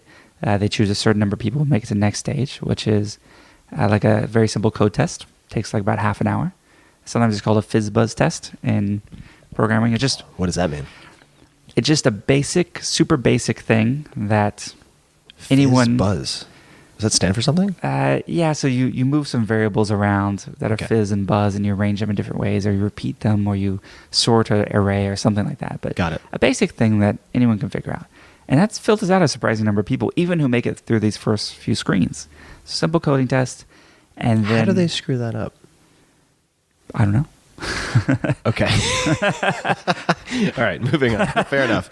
No, I mean, I had this application for this managing editor position, and I was astonished at how people would go through 75% of the application. This is a Wufoo form. Mm-hmm. They'd get to a question that asked, let's say, you know, how you would get The Rock to be on the podcast. What would your process look like? And they would say, now on second thought, I'm not interested in this job. And then they would go to the bottom and still hit submit. Wow. I was very puzzled by that. Yeah, there's a lot of odd behavior in job applications. So, By the way, I don't know if you know, but I'm hiring a new executive assistant, personal assistant, and I referenced your managing editor hiring post. Ah, I cool. think I block quoted the section where you say why it's terrible to work with you. Yeah, I think it's important. I've tried to not disguise that, but I haven't been super explicit about it in the past. And I just need someone who finds that Shackleton expedition type description appealing as opposed to off-putting. You know, someone who wants a perfectionist, someone who wants a person like me to edit the hell out of their work. Yeah. And so I found it very important. But so you have them go through a simple coding test. I like that, by the way. I went to Antarctica last month in the South Pole, and so I've been reading the Shackleton, I think it's the endurance book.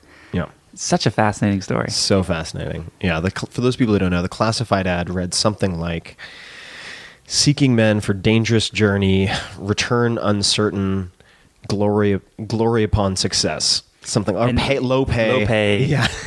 Harsh conditions. Yeah. I had a friend who joked she should make that her OkCupid listing. Right, the Tinder description. Probably get a lot of responses. So the code test, and then what happens? We do a trial project. So basically, we're not trying to get code out of people or anything like that. We just do something that looks like the actual work. And we're not just looking at the code they produce, but how they communicate, how they commit. And that's a paid project? Yeah, so we put everyone on just a flat rate, $25 per hour contract. And for most people who apply have jobs already, so it's often a nights or weekends thing. Right. As long as the expectations are set, that doesn't matter. If you could only work 1 hour a week, that's okay. Just let us know. Some people actually take vacation to do it. So they'll take time off from their job and kind of go at it full time. If you're applying for a happiness engineer position, you'll answer tickets or do live chats. So we try to replicate the real position as much as possible. And then if they make it through all of this, they get sent back to me for a final chat. And that I'll do on Slack now. I used to do it on Skype. And I just go back and forth with them, usually like 3 or 4 hours actually. Wow. Well, because you're typing, so it takes a little longer.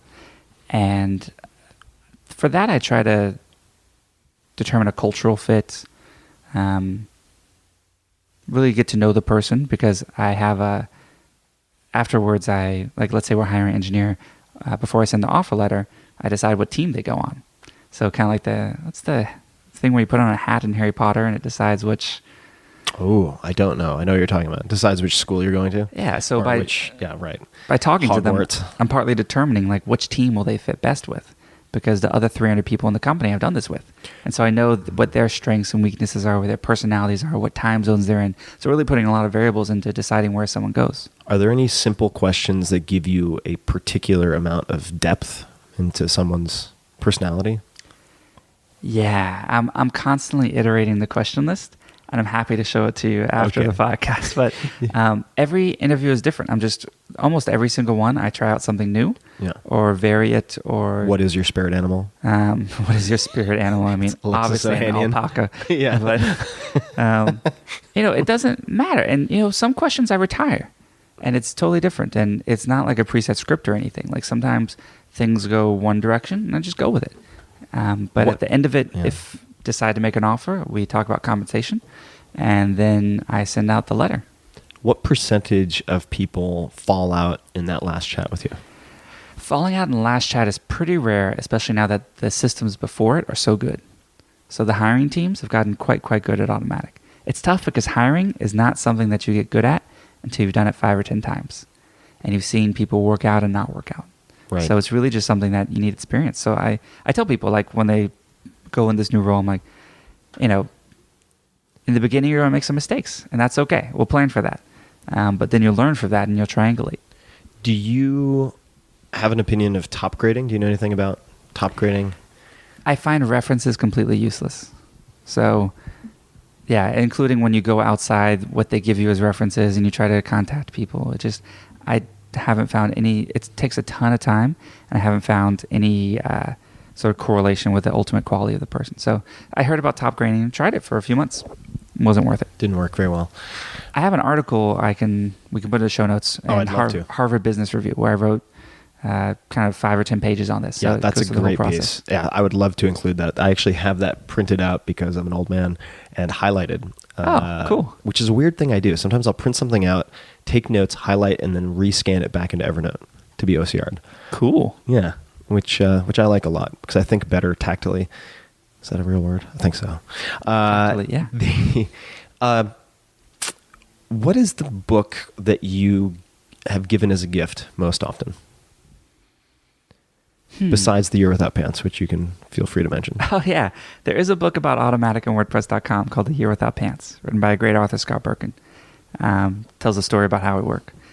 I give a lot of different books as gifts because everyone's different. So there's one by, and I apologize now because I can't pronounce anything because I just read. I don't actually talk that much. Well, you were pronouncing crayons as crowns earlier, Crowns. which I thought was amazing. I was Maybe like, crowns? What are crowns? Yeah, you and you're draw like, with the the thing that crowns. kids draw with. I was like, oh, crayons. Anyway. Maybe it's a Southern thing. I don't know.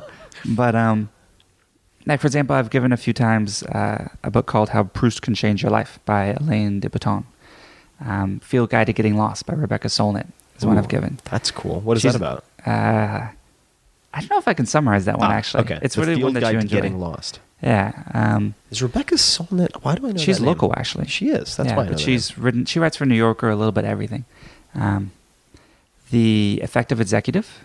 That's a great one. That's Peter Drucker, right? Anything by Peter Drucker So good. is gold. So good. And so I recommend that a lot in the company. Words.Work by Frank Luntz. I read that on your recommendation. Oh, did you like it? I did. Yeah, that's how would you describe that? That's a former Carl or current. I Current, guess. yeah. He's like the linguistic head of the Republican Party. Right. So inheritance tax to death tax, or controlling the labels of a conversation and understanding what language works well for certain purposes. Really Yeah. fascinating. So, and depending on if someone likes that book, then I might point them to George Lakoff. Like, he has a great seminal work from the 70s called Women, Fire, and Dangerous Things, or just other books about framing and language. So there's a book for every purpose, and I find myself finding new ones. So, for example, last year I just started reading fiction again. I hadn't read fiction for about 15 years. I did the same thing. Really? Any favorites so far? Yeah, I didn't read fiction for probably 15 to 20 years. There's one called The Hard-Boiled Wonderland at the End of the Universe. Murakami? Yeah, I really liked it. That's a quirky one. Yeah. And he has a lot of jazz references and things I like. The Magus I have not read that. was a really good one. And I'm working through a few different ones now, like Shantaram and The Untethered Soul. I've just been trying to carve out more time for reading. The Kindle is the device that, even if I don't use it for a month or two, I'll still keep in my pack. And just because it's aspirational. But when I can get in a good flow, I'll read a little bit every day, sometimes first thing in the morning. And that's just my whole life is better. Well, you're the one who convinced me to get a Kindle. I don't know if you remember. Oh. We've gone on a number of trips together, Thelma and Louise style, and attended word camps in Greece and Turkey, and Vietnam was a trip for Room to Read, which is a great organization. But I remember in Greece, I had this backpack full of 14 books, and I was just like popping my discs in my spine, lugging this damn thing around. And you had your tiny little Kindle Touch, and you're like, how's that working out for you? It's like, it's terrible. Although what you would do when we were waiting is you would actually lift it like a weight. That's true. That's true. I use my backpack. I have a hemp backpack that's reinforced that I can use for exercises and swings and stuff. I remember Kevin Rose once when we went to China on a trip for tea tasting, and I would wake up in the morning and I would do exercises. It was so hot there. I would do exercises with this backpack in my, tighty whities or like ex physio underwear. And Kevin took a video of me doing upright rows in my underwear, which I had to confiscate and delete, thankfully. Although I don't think it would do anything bad to my reputation because I don't have one to protect at this point. I think if you looked at a side by side, you have the backpack full of book muscles, and I have the Kindle muscles. That's true. Although, to your credit, you did get into physical fitness and kettlebells and so on.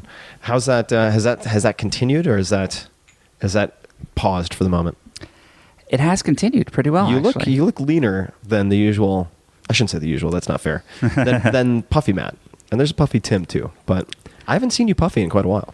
So the thing that I started doing just most recently, this most recent summer, was running. And just kind of randomly, like I was in Italy, and it was really pretty. I thought, let me try going for a run. And it killed me. Like I barely made it like half a mile before I had to walk. And then it just kind of started building up. I think my next run was like a month later. Like it wasn't like I was instantly attached. But there's a guy in the company. He calls himself the crazy running guy. And I think I've met him. Who's this? Joe Boydstein, and he actually, or Boydstein, sorry, Joe. He started doing this thing where he'd land at the airport and then run to the WordCamp from the airport. So 20, 30, for our grand meetup in Utah, he ran from Salt Lake City to Park City. It was, I think, 50 or 60 miles. That's insane. And so at our grand meetup this year, which was in Park City, he ran little running workshops every morning. And so I went out with him, and he was like, hey, don't focus on speed. Try to do 180 strides per minute, so smaller steps, even if you're going slower. Focus on your heart rate, like all these sort of different things. And it completely transformed me, where before my legs would always be really sore, like my whole body would hurt after I ran, even though I loved it, like I was just in too much pain.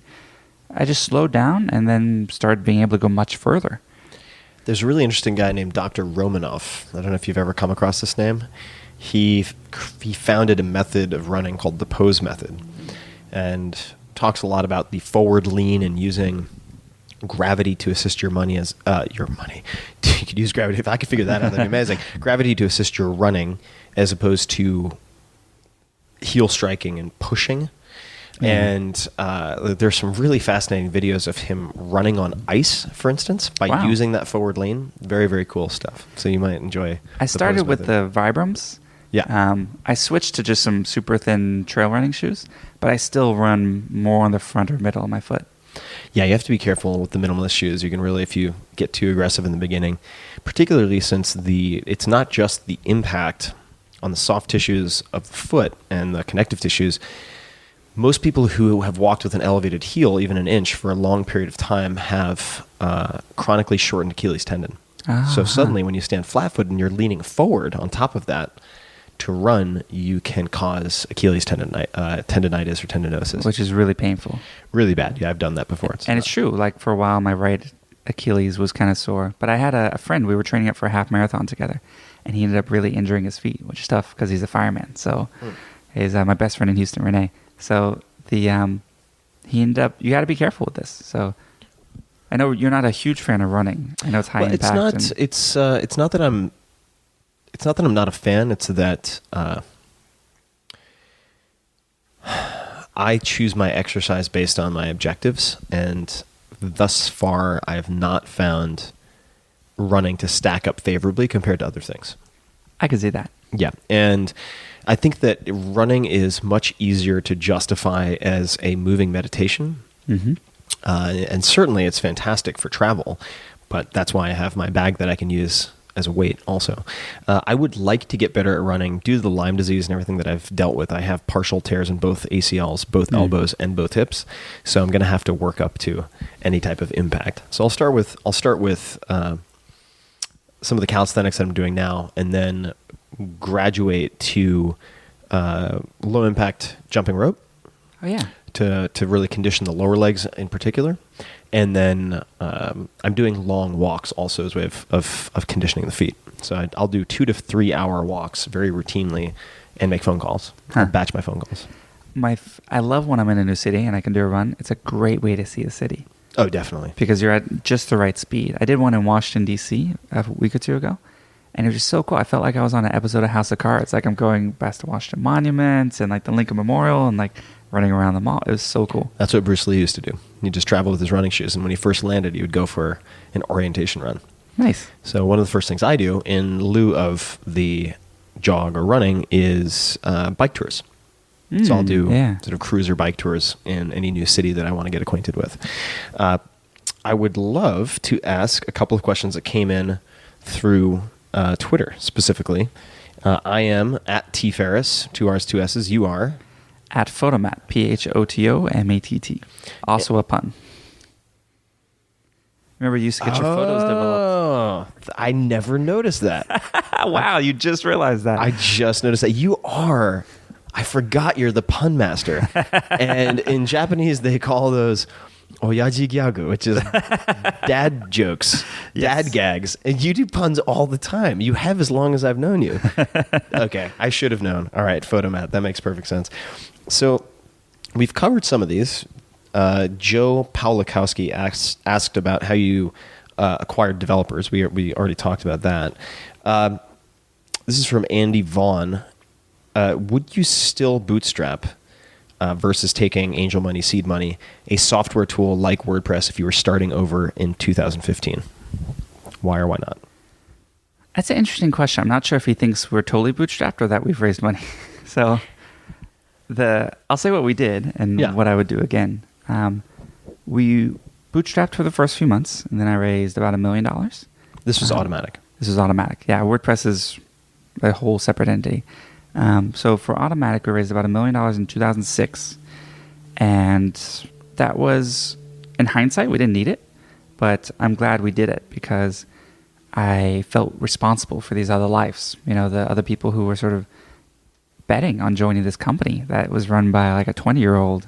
And so I want to have some certainty. I want to have some money in the bank that said, even if things went to zero, we all have a job for at least a year. So that's why we raised that first money. 2008, we had an acquisition offer for north of $200 million, even though we were just, I think, 18 people at the time. And so we used that to turn into a round and did about $12 million of primary capital there. And then we didn't raise money again until last year, 2014. So I was pretty anti-raising money, as you can imagine, for those 6 years that we didn't do it. How much is it public, how much you raised last year? We raised $160 million. That's a big number. Is the valuation public? It was over $1 billion, yeah. It's also a big number, even bigger number. If you were starting over again, developing WordPress, would you make a for-profit entity like WordPress.com or Automattic sooner? So it wasn't a matter of nonprofit and for-profit. It was just a matter of not even thinking about it, loose amalgamation of random people working together, and then a for-profit that came later. Nonprofits I'm not as much of a fan of as I used to be. WordPress does have a WordPress Foundation. Just the rules around them are mostly designed to prevent people from cheating on their taxes, which we don't care about, and they restrict what you can do. Meaning you pay your taxes. Yeah. Meaning we pay, yeah. I'll pay taxes till the cows come home. Right. So those rules to prevent abuse end up constricting the good an organization can do in a lot of ways. So I don't think I would start another nonprofit. In terms of raising money, one of the things that became very clear to me once I became CEO is the opportunity costs of being as lean and sort of managing the company to break even as we were. We couldn't do big acquisitions. We couldn't invest in infrastructure. We couldn't do a lot of things that make a lot of sense now. Like, for example, since we raised money, we're building out 11 data centers worldwide. So for worldwide users of WordPress, it's going to start getting a lot faster because we'll be closer to you physically. Acquisitions that we wouldn't have considered before, we're doing now. So got it. I would, if you can set expectations correctly with investors and raise money on terms that allow you to stay true to your principles and remain in control of the things you want to be in control of, I think it can be, I would highly recommend it. But those shared expectations are really important. So I think that... What would be an expectation that's important to you? An expectation that we're not going to IPO this year, next year, the year after that. Like, that's not a priority of ours. Got it. Just agreeing on the timeline. An example for us would be that we don't monetize Jetpack. So, Could you explain for people what Jetpack is? Oh, sure. So Jetpack is a plugin for WordPress. So it gives you all the best of the cloud services of WordPress.com, things that like resize and optimize your images for whatever client is visiting, whether on mobile or desktop. Things that auto-post your blog post to Twitter, Facebook, Pinterest, Path, everywhere. Stats. This is all the things built into Jetpack. That for us is really about getting more users of WordPress. It's not about charging for some of those features. And now Jetpack has huge amounts of usage. It reaches a very influential audience. An investor looking at the company might say, if you just charge like a little bit of money for this Jetpack thing, you'd make hundreds of millions of dollars. But we need to be on the same page that that's not something that we're planning on. And so... Nice to know you have the option all the same. It's always good to have an option. But for me, the thing that's been best is just being super transparent and super upfront. I think it's true of relationships, of anything. Like, if you can set your expectations with your investors, that's what they appreciate. And you invest in a lot of things. I invest in a lot of things. I'm an advisor to Automattic also. Yeah, which I'm honored to be. It's been really fantastically fun so far. There's an asymmetry to what you do because you will hear maybe hundreds of pitches for every company that you have invested in. So I find the smartest guys in the world, when you get to the very top echelon, they have perfect BS detectors.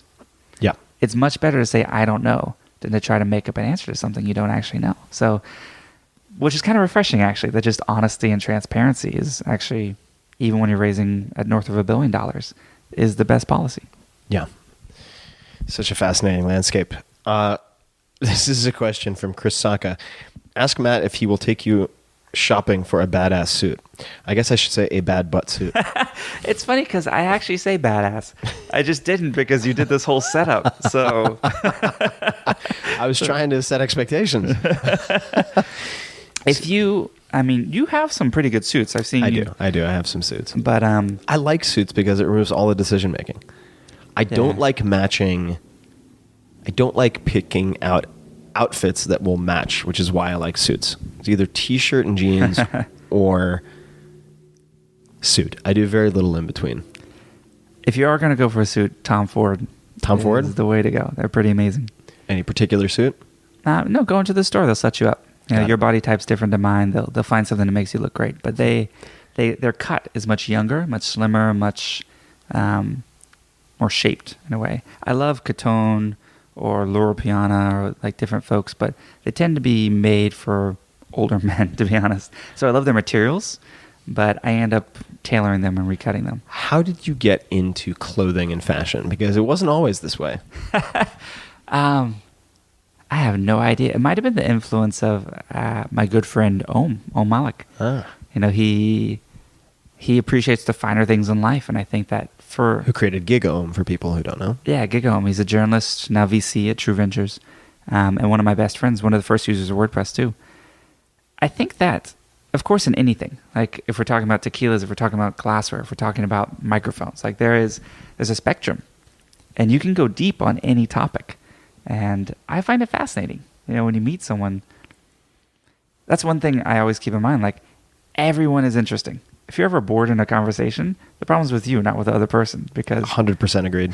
That's what any good journalist will tell you also. Yeah. It's just all about figuring out what someone's really into or what they're passionate about. And when you find those passions, it's just, I find it fascinating to like go deep on chicken raising or whatever it is. So on purchases, what is the last $100 or less purchase that you made that had a very positive impact on your life? The first thing that comes to mind is quite embarrassing. The gimp suit? No, I'm just kidding. I used to make so much fun of like Marin moms who wear Lululemon all day. But since I started running and working out more, it turns out Lululemon is freaking awesome. They make really great stuff. Now, it's kind of expensive. Like, right. It's definitely one of those, it's like shopping at Whole Foods where you walk out in the check and you're like, whoa, how did that happen? I bought like 2 t-shirts and some sweatpants. But it's super high quality. I love how the tags tear out, so there's no tags. A lot of the shirts are reversible. And I found, especially as I travel constantly, some of these sort of long sleeve material shirts will be super soft, super warm. I can run in them. I can sleep in them. I can do whatever. Now, speaking of packing, I will link to this in the show notes, but you recently put up a post about what you have in your carry-on bag. Matt is a genius carry-on bag. I shouldn't say that maybe since I haven't seen the article yet, but based on previous experience, you're very methodical. What's the one thing people can do, 1 or 2 things with carry-on luggage that'll make the biggest difference, in your opinion? It's supposed to be about my backpack. So it's about the things that, I brought my backpack here. I carry my backpack almost constantly, especially being... What type of backpack is that? That is very Indiana Jones. Oh, thank you. It's from a company called Hard Graft. I linked to it in the post. It's leather. It's a little pricey, but it's really good. I'll keep that for the next decade. So because I can work from anywhere, sometimes I have to work from everywhere. That's the downside. Yes. And you never know when an emergency is going to pop up or anything. So I tend to have within sort of a 10 to 15 minute radius the tools I need to be productive any place in the world, including if I'm in Antarctica, that might be a satellite phone. If I'm in a different country, maybe that's a local MiFi card. Or, and so I'm just constantly bringing things in and out. I was hesitant to do a post about it. You asked me to do a post about this years ago. I did. And I kept putting it off because it kept changing.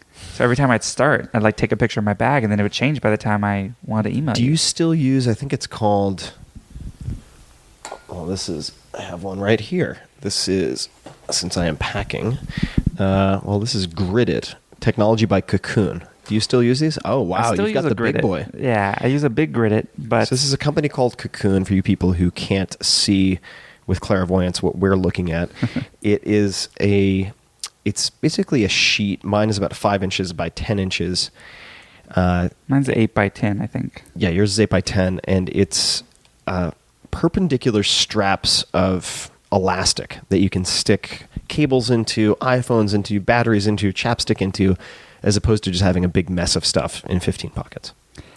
I find my stuff always falls out. Like I just pulled it out and it was like half empty. So things are constantly falling out of it. I don't know if it's the way I walk or whatever, but I always put it back in. So the key for me, I used to lose things all the time. In fact, at one point I would lose my keys so much. I still have an old car, so it has a different door key and ignition key. So I made literally 15 copies of my door key. And I wrote photomat on it, and then I gave it to all my friends, and even like some random people I meet. Like instead of a business card, I just give them a key to my car. With the idea being, Yeah, you have randos. when I lost my keys, someone would have the ability, or when I locked my keys in the car.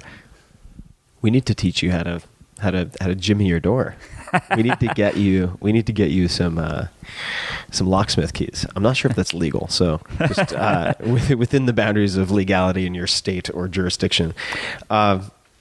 But yeah, so I find that now I have places where everything goes. So my mouse, for example, always goes in the right front pocket of my backpack. And if any time something's not there, like I keep a bowl by my front door, the keys always go in there. You keep a what? A bowl. Oh, a bowl, right. By the front door. Anytime something's not in that place and I see it, it's a bug. So I try to put it in that place as soon as possible, because otherwise I know I'll forget. And then, I'm coming over, I have a meeting, and I spend 10 minutes looking for my wallet because I just stuck it someplace. It's in the fridge or something, I'm always losing something. Actually, I lost one of our initial investment checks. It's a check for $400,000. That's not good to lose. It was investor Phil Black, who's actually still on the board today. And he wrote a paper check, like the kind that you would use at the grocery store or like for normal things. And so $400, it's the most money I've ever seen in my life. I was 20 years old. I was like, what is this? I expected it to be a check like a publisher's clearinghouse, like the size of a table. That you could surf like a floating carpet from Aladdin down to the bank. So we raised, luckily the other investors wired their money because I misplaced this check. And I was thinking, oh my goodness, like what do I do in this situation? Like, because obviously like he could stop the check. But then he's just entrusted me with $400,000 and I've lost it. Like, what's the most irresponsible thing you can do? So like, do I tell him? Do I not tell him? Is he going to notice at some point? And months pass, literally months pass. He doesn't say anything. I don't say anything. Because you didn't want to ask him. I didn't ask him. And I'm going back to Houston for Thanksgiving and I opened the book I'm reading and I'd use it as a bookmark. And it kind of fell out of the book on the plane. I was like, oh my goodness. That's quite a fine. That's better than $20 in the pants you just washed. And so first thing I did when I landed, I went to the Bank of America. Also, I expected it to be like when you hit jackpot on like a slot machine, like you deposit a $400,000 check, like bells should go off. Like they should like give you a glass of champagne or something. But total non-event at this local branch of Bank of America. I just was like, oh, here you go. Like, okay. Goodbye. It's the most anticlimactic thing ever. But step aside, sir. You have people behind you. I told him like a year later, and he was like, "Oh man, yeah." He just hadn't looked. So speaking of big numbers, how the hell did you end up eating 140 or whatever chicken McNuggets? Why did that happen? 104. 104. I don't remember how long ago it was. Probably about 10 years ago at this point, 11 years ago. But the Super Bowl was in Houston, Texas, and I lived like a mile from the Reliant Stadium where they were doing the Super Bowl. And so I was watching it. And as for the Super Bowl, all the McDonald's did a special where you could get 20 McNuggets for like $4. And I was super broke at the time. And so I was like, man, I'm just going to stock up on these. Like the way you might get like cans or things of ramen or like cans of Campbell's, which I would do when they went on sale. I'd always buy a bunch of them. So I just like got a bunch of McNuggets, and then I love McNuggets. And I had to kind of like sweet talk the person, so they gave me lots of extra of that sweet and sour sauce. Oh my God. And the McDonald's sweet and sour sauce is not like sweet and sour sauce anywhere else in the world. Like all sweet and sour sauce is red, and for some reason theirs is brown. I don't know why. You might. It's been genetically engineered to be as addictive as possible. I don't know. It's so good. So I just started popping them, and next thing I knew, it was 104 So it wasn't even a bet or anything. You just rampaged through 104. while watching the Super Bowl. That's incredible. It was the Super Bowl where Janet Jackson had the wardrobe malfunction. Yeah, the breast explosion. Sorry, I missed that. How was it? Was it gratifying? I was watching it with my family, and there was like this moment of silence afterwards where we're like, what just happened? I was completely mortified. And I think I had a laptop and the internet and Wi-Fi at the time. So I was like, what just happened? Like, I'm going to go on the internet and see. And it turns out like what happened. Like there was a wardrobe malfunction. And a good friend of mine was in the audience about 15 feet away from her. And, there's all the theories that it was planned. Yeah. And she said she was so pissed off, like looked so angry. It was not absolutely not planned. Huh. I would have bet that it was planned. This reminds me, your shocking moment with your mortified moment with your parents of when I went to the movies with my entire family. And I was sitting next to my brother, and my parents were sitting on the other side of my brother. We went to see The Girl with the Dragon Tattoo, which I had read. My brother hadn't read it. And those of you who have read the book or seen the movie will know there's one particularly just mortifying scene. And a minute or two beforehand, I was like, oh, yeah, excuse me, I have to go to the bathroom. And I came back, and my brother's like, you fucker. you knew exactly what was going to happen, didn't you? And I was like, yep, yeah, I did. Sorry about that. My identical story was Titanic, which is much tamer. But I, for some reason, went to see Titanic with my mom. I was like, oh, I think it's about to happen. That scene. This is the car scene? The car scene, or where he's drawing her or something. I was like, I'm just going to leave for a few minutes and like hope it's over by the time I get back. To switch gears a little bit, when you think of the word successful, who is the first person who comes to mind and why? It's funny because he's getting totally panned in the press right now, but I think of Jeff Bezos. Why Jeff Bezos? Why is he getting panned? This is how I get informed. The Fire Phone was a complete flop. They wrote Right. down hundreds of millions of dollars of inventory. Obviously, didn't sell well. And articles have come out since then saying how like he micromanaged the whole process and things like that. I'm actually going to do a blog post about this. One of my favorite business books is called The Halo Effect. And it talks about the case study they use is Cisco in sort of the 98 to 2002 time period. And so when they were on the rise and one of the most valuable companies in the world, highest stock, everyone's saying John Chambers is genius. They acquire companies. They don't have to invent everything. They can, acquire dozens of companies and integrate them, and the competitors just can't compete. And then once they started crashing, again, nothing changed about the business, but the stock goes down. Sometimes the same writers were saying, oh, it's a mishmash of infighting. They have all this like technology that doesn't integrate, and they can't invent things, so they have to acquire it. So literally the same strategy is viewed in a totally different realm, and there's this halo effect. And there's a case study going on right now with Amazon. So a few years ago, everyone said how Amazon makes these big bets. They're willing to lose money for years and years on something like the Kindle and just ruthlessly iterate over and over. Or Amazon Web Services. They go into places where no one says they should go. The Fire Phone flopped, and now everyone's saying, these are idiots. The attention to detail becomes micromanaging, everything. But ultimately what I admire in the long term is Jeff Bezos has convictions around things. And he's going to be wrong sometimes. I don't expect him to be perfect. But I do expect him, in my idolized mind, to continue making those big bets. And he's probably not taking enough risk if he doesn't super mess it up every couple of years. Oh, I totally agree. And just the story of Bezos, I haven't read The Everything Store. I would like to. I don't know if you have. Excellent book, yeah. But sounds like a good time to buy Amazon. This is not investment advice. Consult your regulatory attorney and professional wealth advisor. But it's when those types of sort of capricious judgments are made based on a one-off event, especially in, sometimes it's macro-related, sometimes it's just a single launch related. God, it's so funny how quickly people are to turn, although I will tell you, most of the time I don't believe the words as they're written on the page. I think they're just journalists with a tough job, which sometimes I think borders on unethical, which is having to churn out a lot of content continually on an unreasonable schedule and to come up with insights that are, with rare exception, very, very difficult to produce on demand as aha moments once a day or 5 times a day or 12 times a day. So they end up regurgitating or rewording things they've written before. And the people with the most knowledge about a given topic don't necessarily have any incentive to write about it. Absolutely not. So do you buy and sell individual stocks? I don't right now. My personality, my intestinal fortitude is not well suited to public stocks. I don't like having the option on a daily basis to buy and sell. Yeah.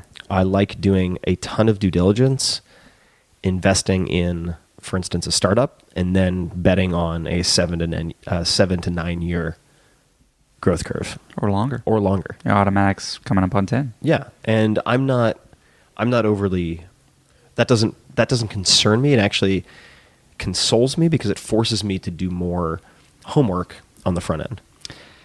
I agree. I use Wealthfront, also an investor in, but Yeah, we're both an investor in Wealthfront. sometimes I get individual stocks, like if like MakerBot sold to a company called Stratasys, so I ended Right. up with a bunch of Stratasys stock, and it was really annoying to have like this minute-to-minute number that moves. Like that's the one thing I wouldn't look forward to with being a public company. Is raising money is hard as well because you're basically someone's saying your life's work. This is what it's worth. Right. They're quantifying it. I can't imagine what it's like with the minute-to-minute vagaries of the market, public markets. I'm so continually impressed by people like Nassim Taleb or many of the hedge fund guys out there who develop a hypothesis about a particular way to approach a short sale or a short position. So they're looking at the subprime mortgage crisis, Yeah. and they're trying to bet on that happening, or the sovereign debt issues in Europe, for instance, and their ability to just bleed for extended periods of time with these sophisticated option positions and function as normal human beings and be okay with While that. losing money every while day. losing money every day, I and didn't having say people him. tell you you're an idiot. Yeah. Where I can't fathom actually handling that well personally. So oddly enough, the binary nature of startups suits my psychology well because it's applying a constraint and removing decisions that I might otherwise botch emotionally. So I can be very highly rational on the front end and make a specific type of investment that precludes me from making stupid emotional decisions. And emotionally, you want to buy high and sell low. Like that's... Oh, definitely. If it's dropping, you're like, oh, I got to get out of this. If it's rising, you're like, oh, it's great. I'm going to buy some more. Are there any particular books on investing or books that you've read that have helped you think about investing? Well, you said the man, Nassim Nassim Taleb, yeah. You're the one who introduced me to the Black Swan, actually. Really? Oh, that was yeah. in Greece. I don't recommend that to everyone. So I love the Black Swan. I love it. Fooled by Randomness, Anti-Fragility, his latest one. I love his book of aphorisms. Like his writing's been super influential on me, both in and of itself, and also in the works that he's pointed me towards. Because he makes a ton of, sometimes annoyingly so, references to other things. Yeah. But like he introduced me to Umberto Eco and other really fantastic authors. So he's great. And then reading Warren Buffett's letters. I know was you're a going big to Warren mention. Buffett fan. I wish I were a big Warren Buffett friend. I am a big Warren Buffett fan, and I know that name is bandied about a lot by, of course, millions of investors. But the annual letters, getting it straight from the horse's mouth as opposed to the second or third hand interpretations, is just phenomenal. Something I can say, you asked about what we look for candidates hiring. Clarity of writing. I think clarity of writing indicates clarity of thinking. Writing is honestly one of the hardest things I do every day. I'm very impressed. You've written a couple books now. I've tried to write a book. I haven't been able to do it. It's a very masochistic process. I would not want to inflict on anyone unduly. But I love reading about writers in the process of writing, like Bird by Bird, Anne Lamott, or On Writing Well, William Zinsler. The Ernest Hemingway on writing, which I think I got from this podcast, actually. Yeah, that's a fun one. Because when you can write well, you can think well. And so when I find, obviously in Warren Buffett's letters, the thinking is so clear. And so that's something I look for in these sort of random emails we get or cover letters or resumes. Is it well written? If someone's a great writer, they tend to be a great programmer or efficient or something else. So again, it's not everything, but it's a strong indicator. So just a few more questions. The first is, from, wow, Valor Thor. That is a fantastic name, sir. What role will WordPress, spelled correctly, play in online content outside of the browser? Example given, mobile apps, APIs, etc., in the near future. It's inside baseball, but a very good question. So there's been basically two waves in WordPress's history. We started as just blogging. Literally just a blog. And you'd have the rest of your website doing something else, then you'd plug the blog in, your WordPress. We expanded to be a CMS. That was the second wave of WordPress. And then it started powering your entire site.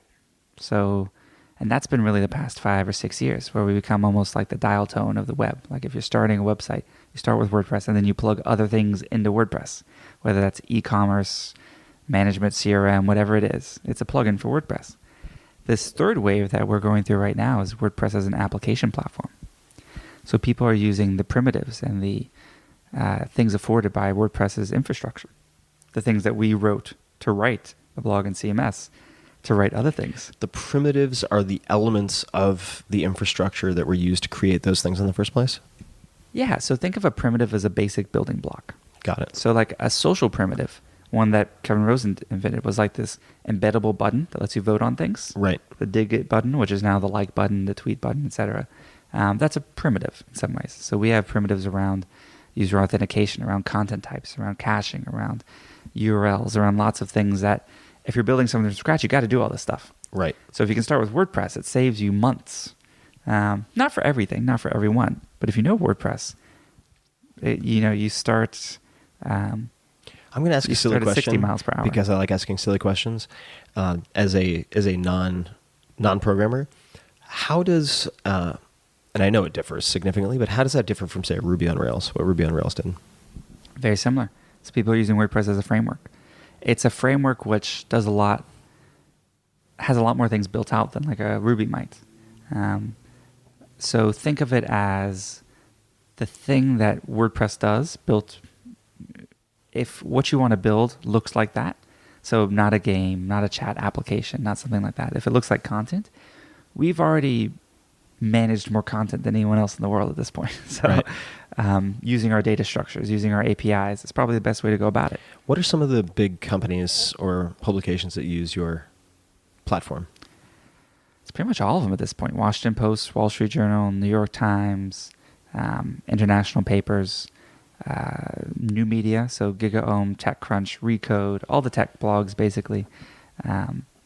Yours. I mean, it's really of the tech I'm meme. very flattered that you put me in that Next to group. all those guys. But I try. If you look at tech meme, like we'll typically power 50 to 70% of all the sites that are on tech meme in a given day. Tech meme, for those people who don't know, would you say it's fair to say it's a roundup of tech news from around the web? It's one of my vices. We talked about vices earlier. Yeah. TECHMEME.com. It's algorithmic and human. It's the best tech newspaper in the world. And it just links you to places. So almost like a Drudge Report, but so much better. You go to the primary sources, so which sometimes might be not even news, like a TechCrunch or a Verge, but the actual person, like you or me. Oh, interesting. They'll I didn't link know that. to the originals as well, which is really nice. What if you had to point a 20-year-old entrepreneur who's looking to start a company? Let's just say it's tech for the time being. What 2 or 3 books or resources would you give to them or suggest to them? I'm going to repeat with The Effective Executive or anything from Peter Drucker. He actually has one, I think it's called The Art of Entrepreneurship. It's got entrepreneurship in the title. Super good. Again, these are old now, like from They're the 70s so or 80s. timeless, though. But they're so good. He's just one of the clearest thinkers about all of these things, about management, about entrepreneurship. When I was getting started, I actually really loved The Art of the Start by Guy Kawasaki. I haven't read it since then. Yeah, no, it stands up pretty well. Yeah, but it really inspired me. I think you should read The 4-Hour Workweek. I'm going to plug you. Thank you, There sir. go. And a recent one, like a brand new one. I'll say 2 brand new ones. I'm sorry, you asked for 3 things. No, I'll give you can 10. keep going. You can keep going. The Hard Things About Hard Things by Ben Horowitz. Ben Horowitz. Pretty good. Entertaining more than anything. Like, I read that book, I was like, I would never work for this guy. But entertaining and some good lessons. And then Peter Thiel's 0 to 1. 0 to 1. I thought was excellent. 0 to 1 is great, and people should definitely, if they find that interesting and they are going into tech, I think try to read the original class notes as well. Yeah, by Blake Masters, I believe. Yeah. Exactly. They're really just tremendous. All of these guys, I mean, don't take them as gospel. Like, disagree with them. Interpret it in your own way. There's some people who I admire quite a bit, like, say, Mark Andreessen. When we first pitched them, the whole meeting was about how distributed companies were a terrible idea. And he was like, well, what do you know that every other tech company that's been big in history doesn't? The Facebooks, the Googles, the Microsofts, the everything. And so why should you do something different? And it turns out it was a good meeting. I thought it was a terrible meeting. I thought it was the worst meeting of my entire career. Turns out that's his style. He challenges you and sees how you respond. But sometimes going against the orthodoxy, doing the things that other people can't do. I think of it like business judo. What can we do that, Google makes tens or hundreds of billions of dollars more than us. What can we do that we can't do? Well, they're set up best to work in an office culture. And we're set up best to work in a non-office culture. So we can get the smartest people in the world who sometimes leave Google because they want to live in Salt Lake City or Adelaide, Australia, or someplace else. For whatever reason, it doesn't matter. But they're just as good as anyone inside the Mountain View offices, but they just don't happen to be in Mountain View. It's like it makes me think of the book, The Starfish and the Spider, in a way. Particularly with the open source component, right? The open source WordPress isn't going to die, even if Automattic were to cease operations. Even to this day, we compete with people 10 times our size and 10 or 100 times our capitalization. In 2014, one of our competitors, Squarespace, spent north of $45 million on advertising. They did Super Bowl advertising, didn't they? Yeah, they're going to do more this year. That's expensive. But they had to. Yep. That's the only way they can get customers. Because we have this community, because we have these hundreds of thousands of developers all over the world, because we have the sort of intrinsic, I think, goodness of the software, we don't have to spend advertising. In 2014, we spent about $1 million on advertising, and that was mostly events. You do love events. I love your events too. They're very well done. Thank you. Okay, 2 more questions. If you were sent to Desert Island and you could bring one album, I've asked a lot of book questions. I'm trying to come up with something else. One album and 2 other items that were non-survival related, what would they be? The album's really tough. There are some really perfect albums out there. Like, I think Radiohead's OK Computer. It's like just a perfect album. And it works as an album. The individual songs don't work as well. Or like a Frank Ocean's mixtape, Ultra Nostalgia. Like, there's some of these that are just so good. Kendrick Lamar's Good Kid, Mad City. You gotta check out Kendrick Lamar. I know you're not as into the hippity hop. No, that's not true. If it's breakbeats or danceable and I like the lyrics, I'm all for it. Like cool. Eric B. and Rakim and that ilk. How old are you? 67. I'm just giving you a hard time. But there's some new guys that are super cool. No, too. there are some good guys. What I don't like is the homogeneity of a lot of the beat structure that has been sort of commoditized for top 40. That stuff makes me insane. But if it has some unique flavor to rhythms, it, all for it. Yeah, you like Kendrick Lamar. So probably one of those albums. And if I have to pick one, I'll pick a jazz one. Sonny Rollins' Saxophone Colossus. I could listen to that album the rest of my life and learn something new every day.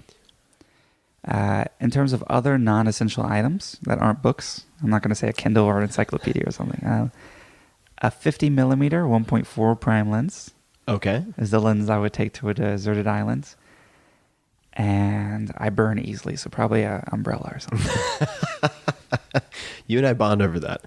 I thought I was the only human who didn't tan, but alas, hark, Matt Mullenweg. Last question. If you could give your 20-year-old self one piece of advice, what would it be? Slow down. Slow down. Why? We talked about it with running earlier. Like, slow down to go further. I think a lot of the mistakes of my youth were mistakes of ambition, not mistakes of sloth. And I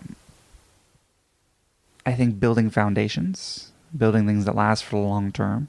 Obviously, some of that's happened, but some of it I think I rushed through. Education, I definitely kind of squandered. Even when I was in high school, like, they put great books in front of us, like The Great Gatsby, or Thucydides or something. And Thucydides I dug into, but like others, like Fitzgerald, I just kind of did the bare minimum to pass the class or pass the test. When now I would kill for the luxury to just like really sit down with one of those books and dive into it and discuss it. And so just slowing down, whether that's meditating, whether that's taking time for yourself away from screens, whether that's really focusing in on who you're talking to or who you're with. But as I've aged, I know it sounds ridiculous. I'm 31, but like, yes.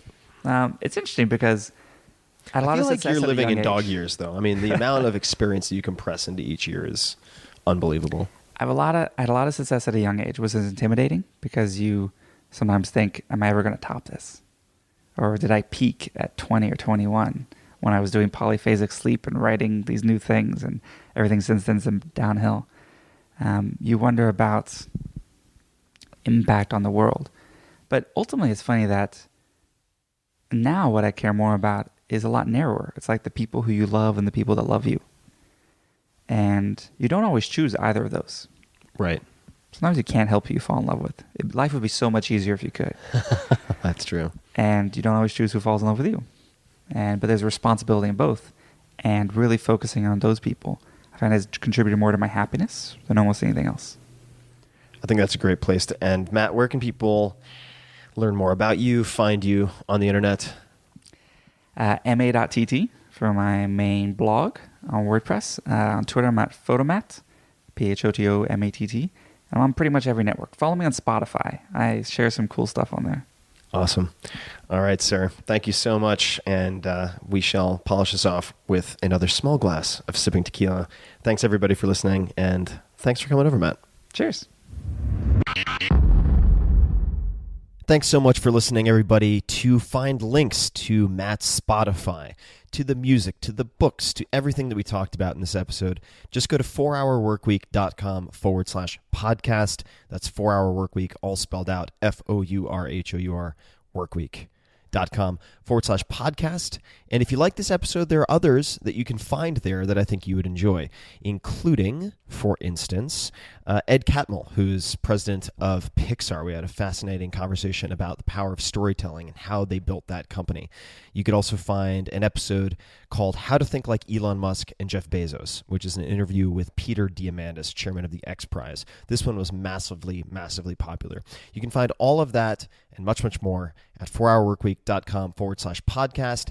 And as always, I try to put bonus content, videos from these guests, on Facebook at facebook.com/Tim Ferriss, TimFerriss. Until next time, thanks so much for listening.